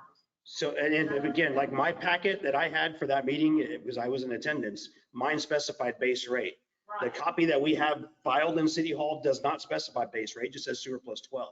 So it's, you know what I mean? And it would be one of those things too, where you crunch those numbers in that study itself, those were the estimated increases to the sewer and then some. That wasn't just because if that be the case, we're charging $28 for 895 customers that we have in town. We automatically should already know what we're bringing in for sewer, and our income was surpassing that at the time anyway. So everything points to that, but I can't come to you and prove it and say this is what it is. It sounds logical. Very, yes. Sounds logical. And on that- We have two witnesses that were present who still remember it. And that 2020 amendment, you can also see that little chart there on the right that shows the increase and shows the $12 increase and how much the increase was going to be, 13,310 monthly and 150,000.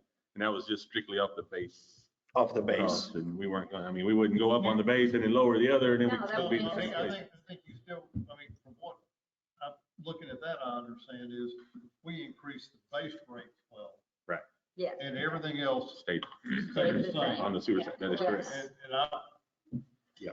what memory I have, I was here then. Yeah. No, that is correct. So that's all we have to clarify tonight. Martha That's got all it. we But have. I'm still questioning the refund. No, that's if we wanted. That's to. if we said We changed that. we didn't want to. Now, where do we stand with the 65 other meters that we haven't been charging. What would happen now is we would get with RV, this was already what I was in the process of doing until Kelly said, hold the brakes and let's take it back to council and get everything cleared away or, clarified, was we'll get with RBS. Hopefully by the end of this week, it might even be tomorrow as long as they've got time. And we update all of our billing system in the account of RBS. When we had this scheduled previously, it was going to be about a 15-minute process for him to go through and put a base for every single customer once we have exact information of what you want to put in there. So what we were finding is, again, when we went through and we're digging around wondering how come some sewer accounts have a fixed rate and some of them don't, and why is it different and such from there, that's what we went through and realized that as of the December 2020 date is where we have 835 accounts different from the other 65. But to fix this, once we get it clarified, it's a matter of letting RBS, implement into our system and put in the correct charges, and everybody will be good from there. My biggest push on this is only because we do winter averaging. Winter averaging is distinguished in December, January, and February. So by the time we read meters in December, this would have to be figured out and clarified. So what do we need to do to clarify this? Is this a motion to clarify that at prior meetings, to clarify minutes, I move that the minutes reflect clearly at prior meetings, it was determined our base rate would be $28 and we would use winter averaging plus incremental rates. We have Martha Gosnell is here too. She might remember. We got a motion. June 9th of 2020, this was passed. Dita, correct. They should have been minutes, that was the second meeting. You did it. Yeah. So You were supposed to take notes. You were taking notes. Yeah, it sounds like the rates were raised. The base rate was raised to $28. No other changes were made. Therefore, the rates were to continue with winter averaging and incremental fees. Correct. And Any discussion? And so so Councilor Barron, I think the appropriate motion then is to move to amend the minutes to reflect that. Thank you. And that all you're doing is What making is it? what you're making is a clerical type of change Yes. to the minutes that didn't properly reflect the council action. Right, and You're that not was the changing June the 9th council action. meeting, right? Uh, Is that the one? 2020.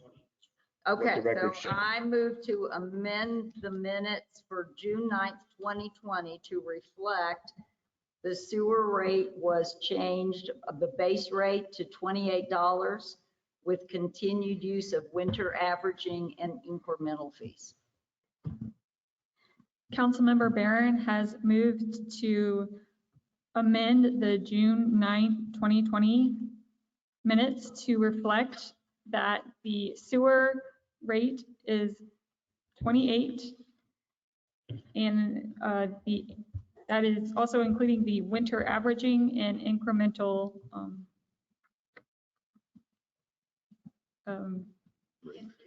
increase.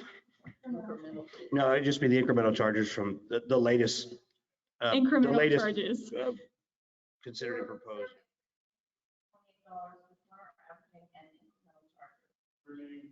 Remaining. Maintaining. Right. I was gonna bring that, but that's. I don't think we touched that either. I mean, I think we. So we'll still do the 2,000? I mean, that's. I think that's what was in 2012. Is that what we left? That's what was in 2012, yes. It's already in, okay. And including the incremental charges to be in effect following the first 2,000 gallons, is that right? Yes, Thank you. Is there a second? a second. Councilmember Smith has seconded. Discussion?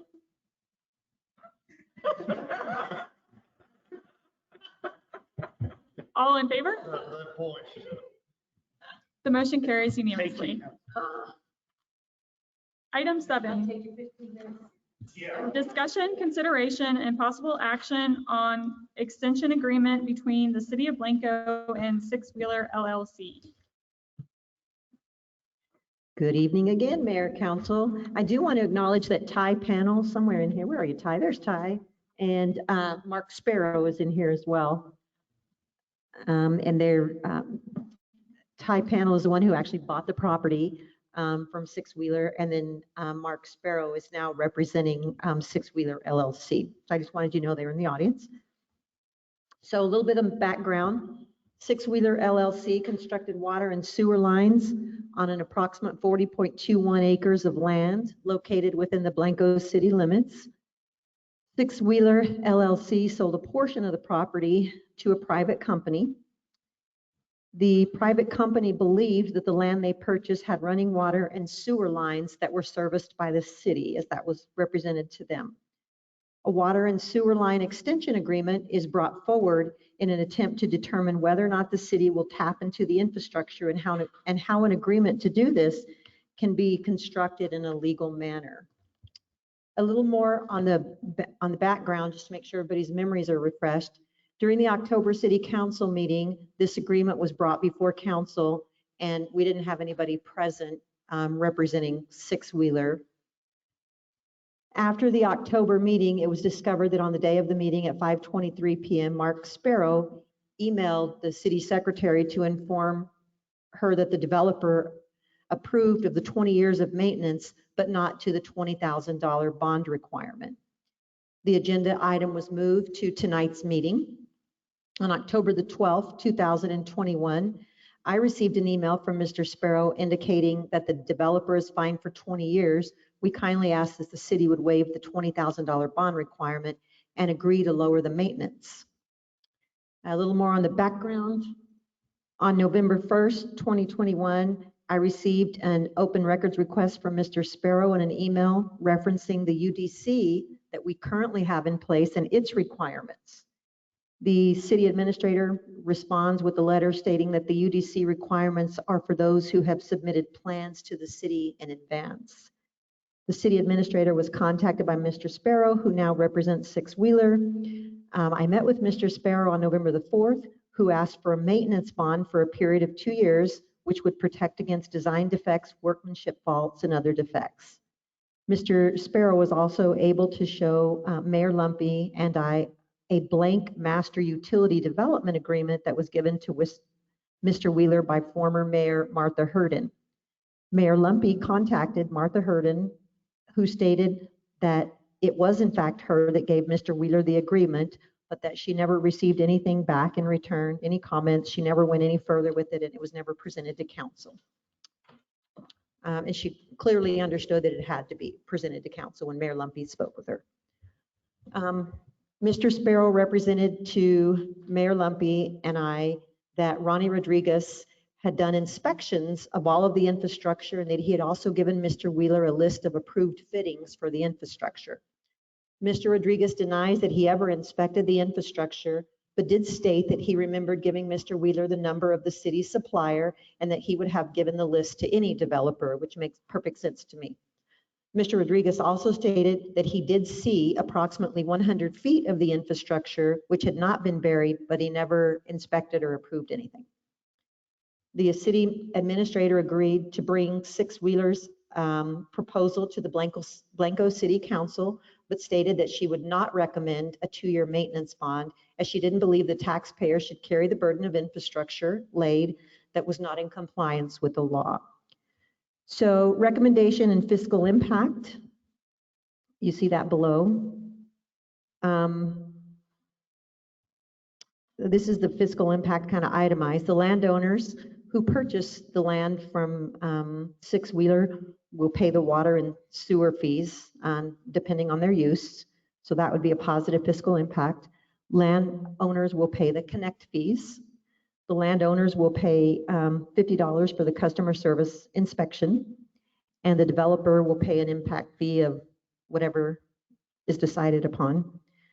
The city would receive water and sewer tap fees, $1,200 plus meter deposits of $148 for commercial businesses.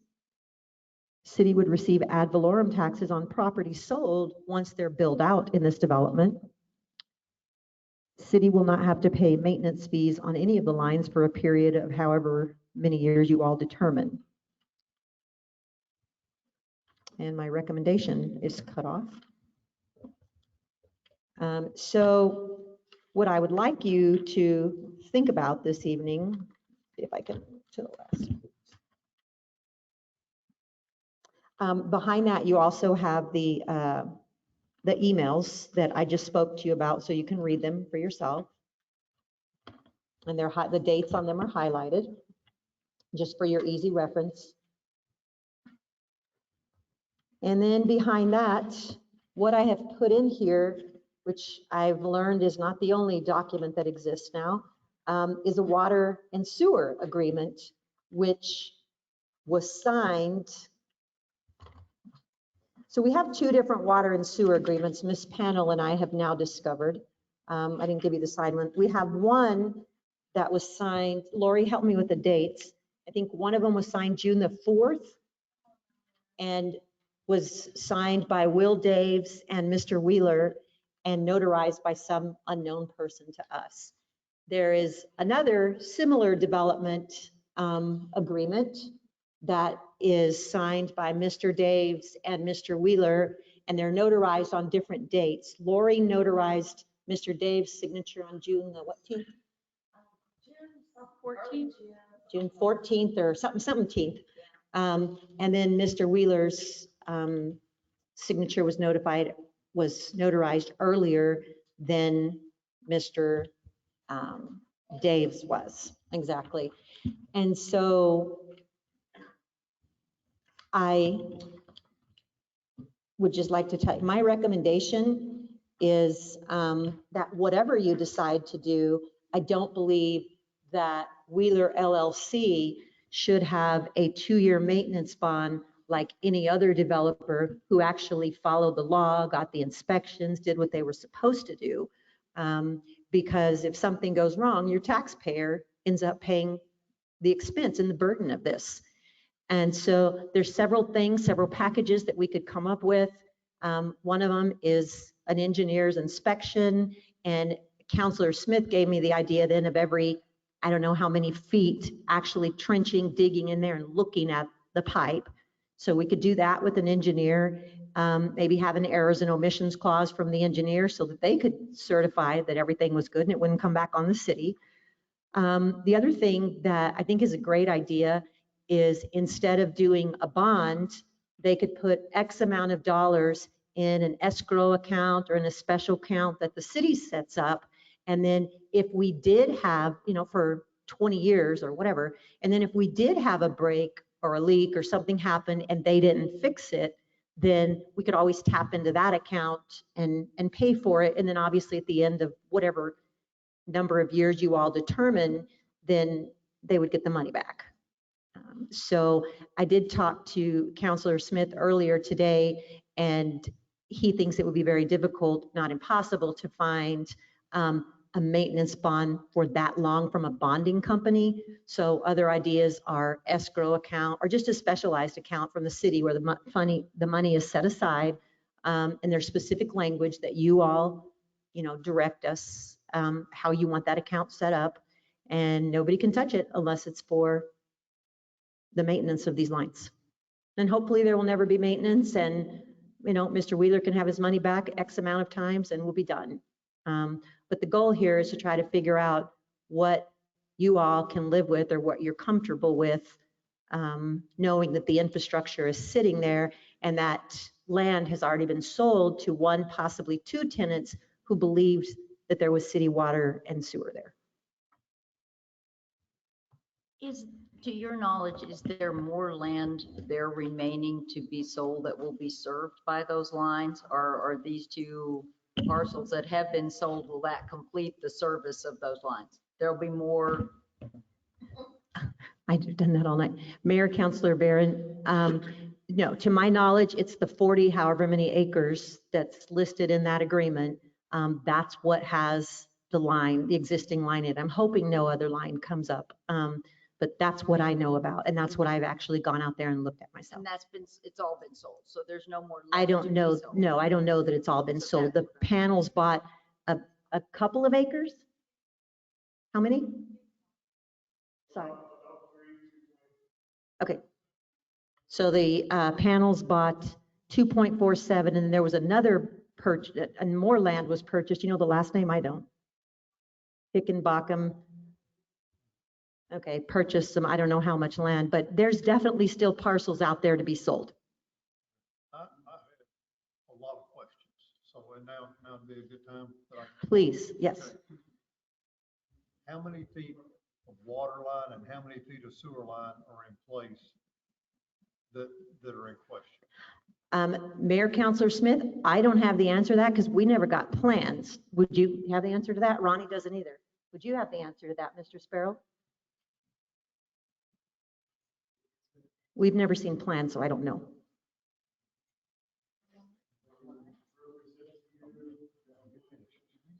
You need to come up here and speak in the microphone so that we can get you on record. Thank you.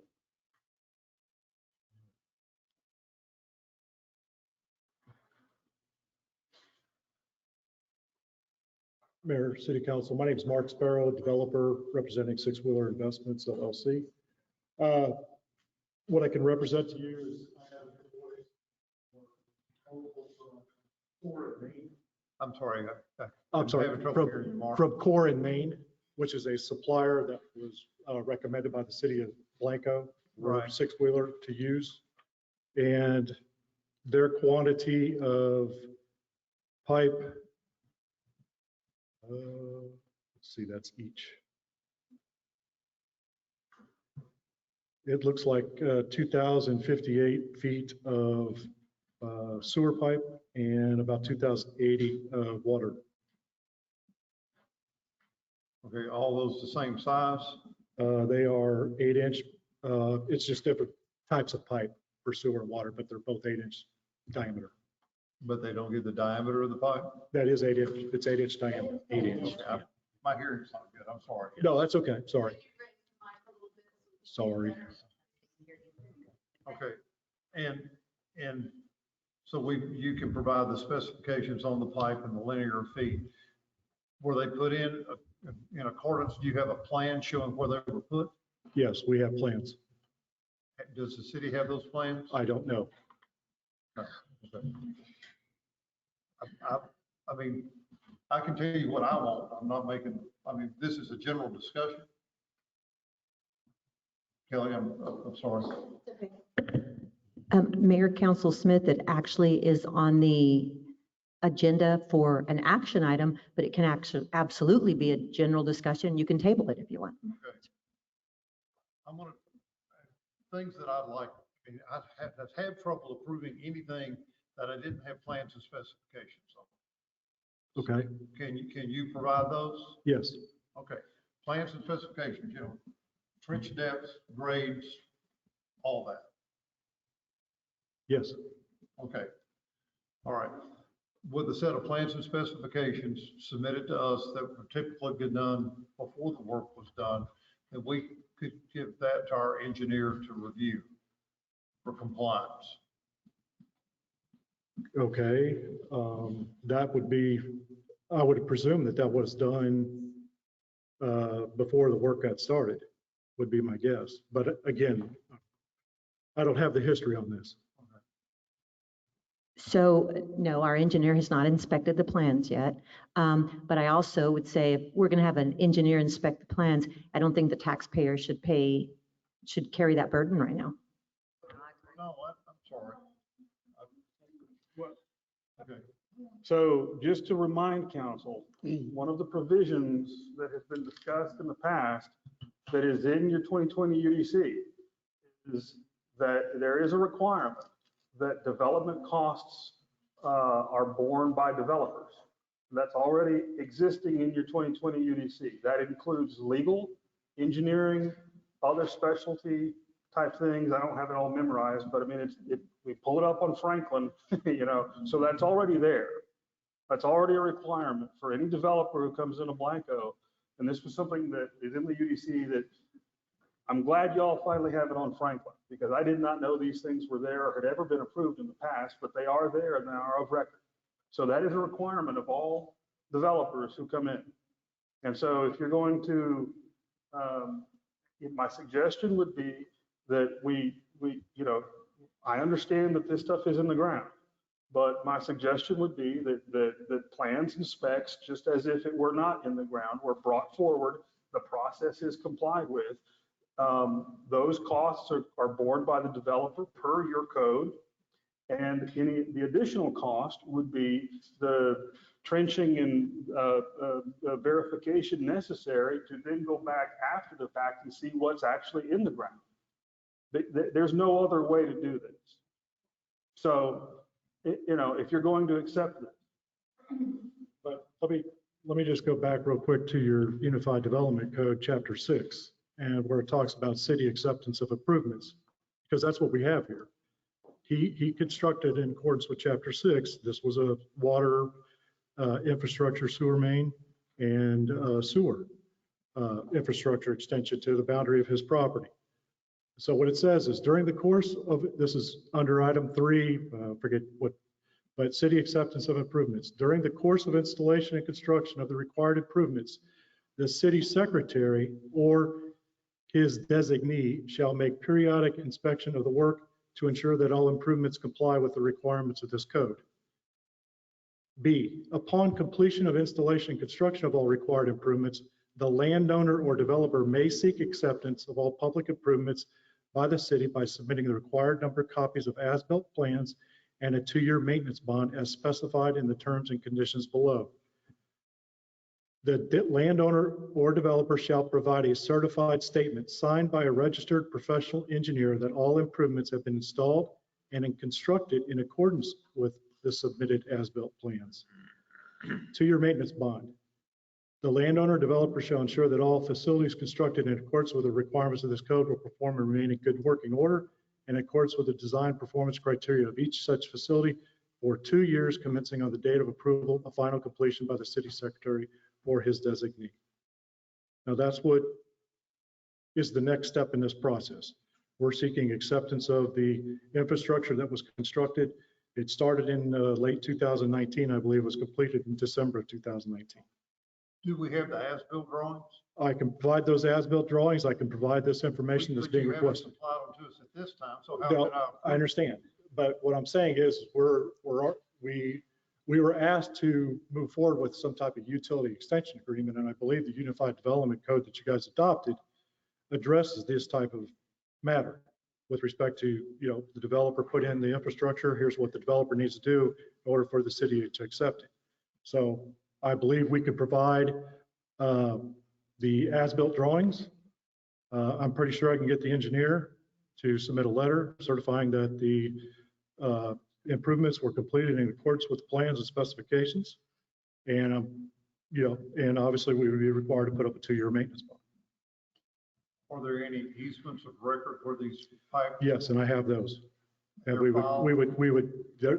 recorded, and then we would assign or partially assign those easements to the city.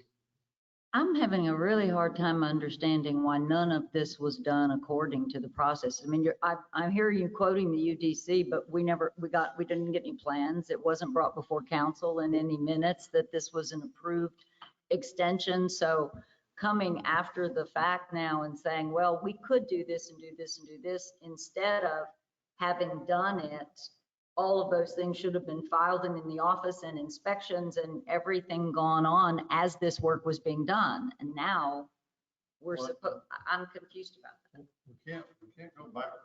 We can't reverse what's done. We're trying to figure out a solution. I understand. We've got property owners that. I understand, but I also want to be really sure that we're not setting a precedent here. The developers are coming and doing what they want to do, coming back after the fact and asking forgiveness and then giving us stuff that we have to figure out how to happen.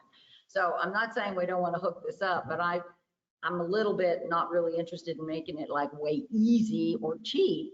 I want to make sure the taxpayers are protected and it's clear that we do have a process to do this, and the process needs to be followed. I can assure you that the construction of these improvements was not cheap, and it was at no expense to the city, and the city's getting the benefit of this at no reimbursement to the developer.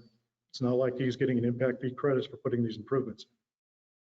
He spent money out of his pocket because the city didn't have the money at the time to do these improvements, even though the city, this property is in the city's limits. Well, it's up to the developer to place the utilities. Well, I would say that if I'm a property owner in the city limits, I would take the position that if I'm a property owner and you brought my property in, then you're supposed to provide services to my property.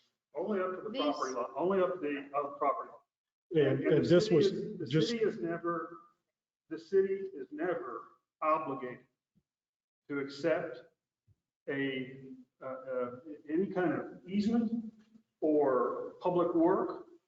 The acceptance of that is always at the discretion of the city, and it is subject to compliance with applicable code. And that didn't happen. And so, it is plain that that's been admitted. So the question is, what are you going to do moving forward? And I would suggest to you that all of the plans and specs and everything that is required needs to be provided. Engineering review needs to be provided. The proper certification from an engineer, from their engineer, needs to be provided. That all then needs to be verified.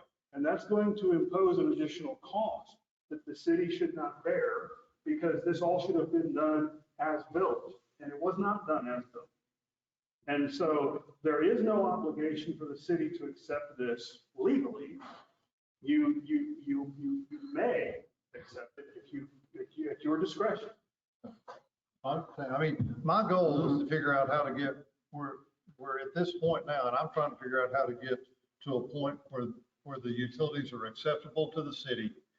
The financial responsibility is acceptable to the city, and we're able to provide water to the people that are needing the water. So I mean, I'm trying to find a vehicle to get us from this point to fruition and have it buttoned up. The as-built drawings, the certification by the engineer, those are all positive things. I still want the as-built drawings to be reviewed by our engineer for compliance with our needs. okay, And then as far as the financial responsibility, I don't think a 2-year maintenance bond is reasonable when the city did not provide inspections on the work, nor did our engineer provide inspections on the work. well, it was, I believe inspections were conducted. Now, whether you have to define what inspections are, because it just says that shall make periodic inspections. So We did not have the opportunity to inspect the work. Our engineer did not have the opportunity to inspect the work. And I am, as a council member representing the citizens of Blanco, a 2-year maintenance bond would not be sufficient for me to support going further after you provided these other items. So what are you proposing as far as your? What is the value of the work in place? I don't have a total. I would guess somewhere around 300, 350,000. For 2,000 feet? Yeah, could be a little bit more. I don't have all that information in front of me. And I'm not up to date on line costs, so I can't say yes or no. I mean, that, and especially in the soils you have here where I came from. So the difference. And I have a little question that maybe goes back even further. Who is I understand is it a tree trimming business, or what is it that's going in there? Yeah. Tie panel. They're actually the. Mayor Councilor McClellan, the panels are actually the one that brought this to our attention, because they came in to turn on the water and sewer, and the utilities clerk said, we don't have infrastructure there, so can you help these people? So I attempted to help them by calling the property owner. I didn't get anywhere. And so that's how we found out about this problem in the first place. Yeah, I'm just wondering, is the nature of that business, does it fit the UDC? Is it within the zoning? Because they wanted to put a lumber yard in there or something like that at one point, and I know the neighbors entered a petition to block it. Is this a similar kind of business, and did the neighbors ever have a chance to know what it was, or was that necessary that they? It's not the same piece of property. That was the proposed lumber yard. And just, yeah, exactly, for the record, the zoning of the property is not before us. You referenced the UDC, but you meant the zoning, right? Right. Yeah, and right, that's not on the agenda. But we can talk about it afterwards. Yeah, I just wondered if, To take this, I guess, one step further, I would be supportive of an escrow deposit of $150,000 for a 10-year period.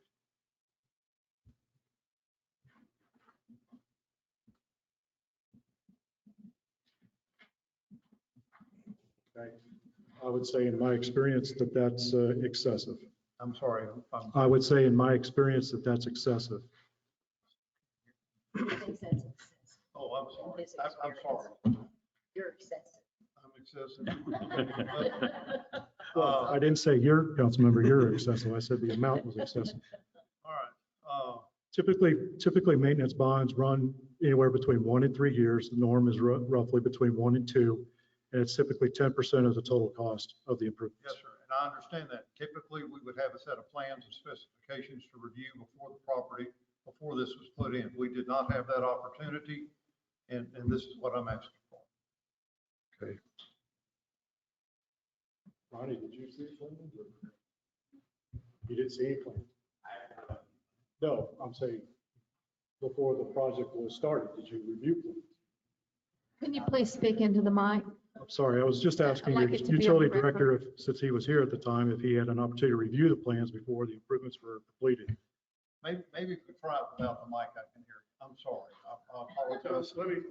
I'd also ask for a point of order, Mayor, that the witnesses not ask other people questions that come from the dais, just like your rules of conduct state. Here's the issue. The question is whether or not plans were reviewed. Okay? We're not submitted. And from a legal perspective, here's the problem with that. I understand that now I understand that there are even 2 versions of this signed development agreement. I get it. I saw the signature. I saw the signature on one of them anyway. The problem is that it was not presented to council and it was not approved by council, and your UDC clearly requires that. And so notwithstanding that there is a signed development agreement, the law in this state clearly states, and this goes back to the Texas Supreme Court White settlement case, that government officials can even misstate what an ordinance says. They can even provide incorrect information, but that does not excuse then that misinformation. In other words, what that means is that a government official by mistake or intentional conduct cannot effectively amend or abrogate your ordinances. And that has, I've fought this issue many times. I guarantee you that is the law in the state of Texas. And so what you have now is a situation where a developer is coming to you that has not been in compliance with your UDC, and they are asking for what amounts to a variance. And a variance is entirely discretionary, and the terms of a variance are discretionary. So that's that is the essence of what is being requested. And if you wish to grant it, you can. I would suggest that you don't have enough information at this time, as you've stated, Counselor, to be able to make an informed decision, because you don't have plans, you don't have specs, you don't have engineered drawings, you don't have any compliance at this point. The city has never received it. We don't have any record of any of that. And all of those steps at a minimum need to be provided. And then you need to make a decision what, if any, variances to your ordinances are going to be offered. And I think that's the process where you are. I mean, certainly you can approve everything tonight. You could ratify that development agreement if you wished, but you're not obligated to. So I guess, Brad, to clarify, with a set of as-built, with the engineer certification and testament that he's verified that the bedding material's correct and everything, and with the recorded easements, it would still be subject to our engineer's review. Correct. As to the overall design of the project. Correct. And verification, What? and verification, not just his review. I understand. I mean, he's got a test that he has verified that is correct. Yes. And I'll be honest with you, I had somebody pour some 6-foot diameter piers for huge light towers without my personnel on site. I made them dig them up. So. And by when can you get all those materials to us, Mr. Sparrow? All the things councilors requested? The easements, the construction plans or as-built, as well as the engineer certification, I can provide those to the city, yes. When? I would need to get with the project people and pull all that information together. Because we'd like to move as quickly as possible. I mean, we're trying, I for the understand. owners of the property, we've been trying to move as quickly as possible. I We're not understand time is of getting the what we essence. need to do Yes. that. Is there a motion? Can I just ask, do you know why none of this was submitted in a timely manner? I mean, do you? No, I do not. I know there were conversations with prior administrations, but again, I wasn't there in the room when all those conversations were taking place. So I'm just here, like Councilman said, just to try to, understand I know that you what were needs to go forward. representing Mr. Wheeler in the time frame when this happened. You were his attorney, Well, were you not? But Well, I'm not an this attorney. project. I'm not an attorney. I'm just a developer. Okay, Okay, so, and I did work with Mr. Wheeler on another property that I did Right. put before P and Z and City Council for approval. right. But not this particular property, not this particular project. He just asked me if I would step in and see what I could do to help out. I see. Yes. Well, on this part, I kind of came in on the end of it, obviously, because I'm trying to, I'm just trying to come to a resolution. And you have a customer that wants to hook to city services.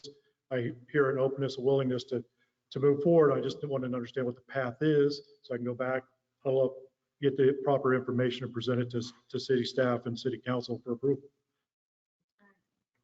Is there a motion? Madam Mayor, I make a motion that we table this item and request the developer to provide us with engineered as-built drawings as to the products and the method and means for installation, professional set of drawings for our city engineer's review. I'm also asking that we have a certified statement that he has inspected, visually verified the bedding material and materials in place.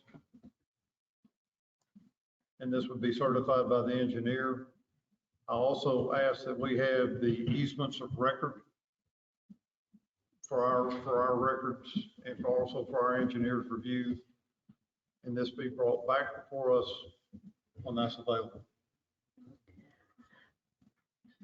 Do we need to specify all at the cost, the developer's expense? Your UDC says it's at the cost of the UDC says developer, it, but so we're to clear. specify Okay, it, since this wanna is make sure. not followed the path of the UDC, would be great. So we have a motion from Councilmember Smith. So hold on, did you add that or did you not? Do I not need to? Because Counselor Smith had the motion. Right. So is he willing to accept You that? want a clarification of cost? Is that what you're asking? No, your motion, just like it is, all I want to know is that Counselor Barron suggested that part of it be, we make perfectly clear that the expense is borne by the developer, which I said your UDC already says that, but we haven't followed the UDC thus far, so that would be great to have it in the motion so there's no misunderstanding. All right, at the expense, and that includes our review costs as well. Right, exactly. At the expense of the developer. As set forth in your UDC. Okay, as set forth in the UDC, yes. We have a motion from Councilmember Smith to table this item until and request the developer submit as-built drawings, certified statement, verifying vetting materials certified by an engineer, easements of record, and for the engineer to review and to have all these documents as soon as possible. and at the developer's cost. Is there a second? Second. Councilmember Barron has seconded. Any further discussion? All in favor? Motion carries unanimously. Thank you. I do want to, it might help the three of you to know that I am going to have Lori call you tomorrow to try to set up a special meeting between now and December the 14th. So if you actually get the stuff into me and we're able to get everything accomplished, then it might not have to wait till December the 14th. You're welcome. I don't know what's next. We are going to move on to executive session. I'm not sure we need to. Oh. Yeah, we do need to go on one item, just one of the two. Do I need to read both of these? We're just going to update you. Or just... Getting close. Wait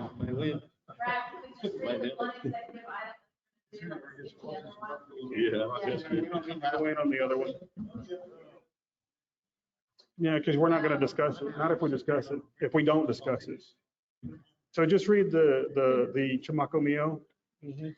So we are going to go into executive session. Item 2, Texas Government Code, Section 551071, Section 1.05, Texas Disciplinary Rules of Professional Conduct, and 551072, to wit, discussion with legal counsel to obtain legal advice related to possible reclaimed water contract between the city and Chamaco Mio Investments LLC. And we're going to in executive session at 10:16. This conference will now be recorded. Are going back or leaving executive session and returning to regular session, and it is 10:36. And there was no action taken on item number 2, and item number 1 was not discussed during executive session. Is there a motion to adjourn? Councilmember Barron has moved to adjourn. Is there a second? Councilmember Devine has seconded. All in favor? 8. Motion carries unanimously. So at 10:37, we are adjourned.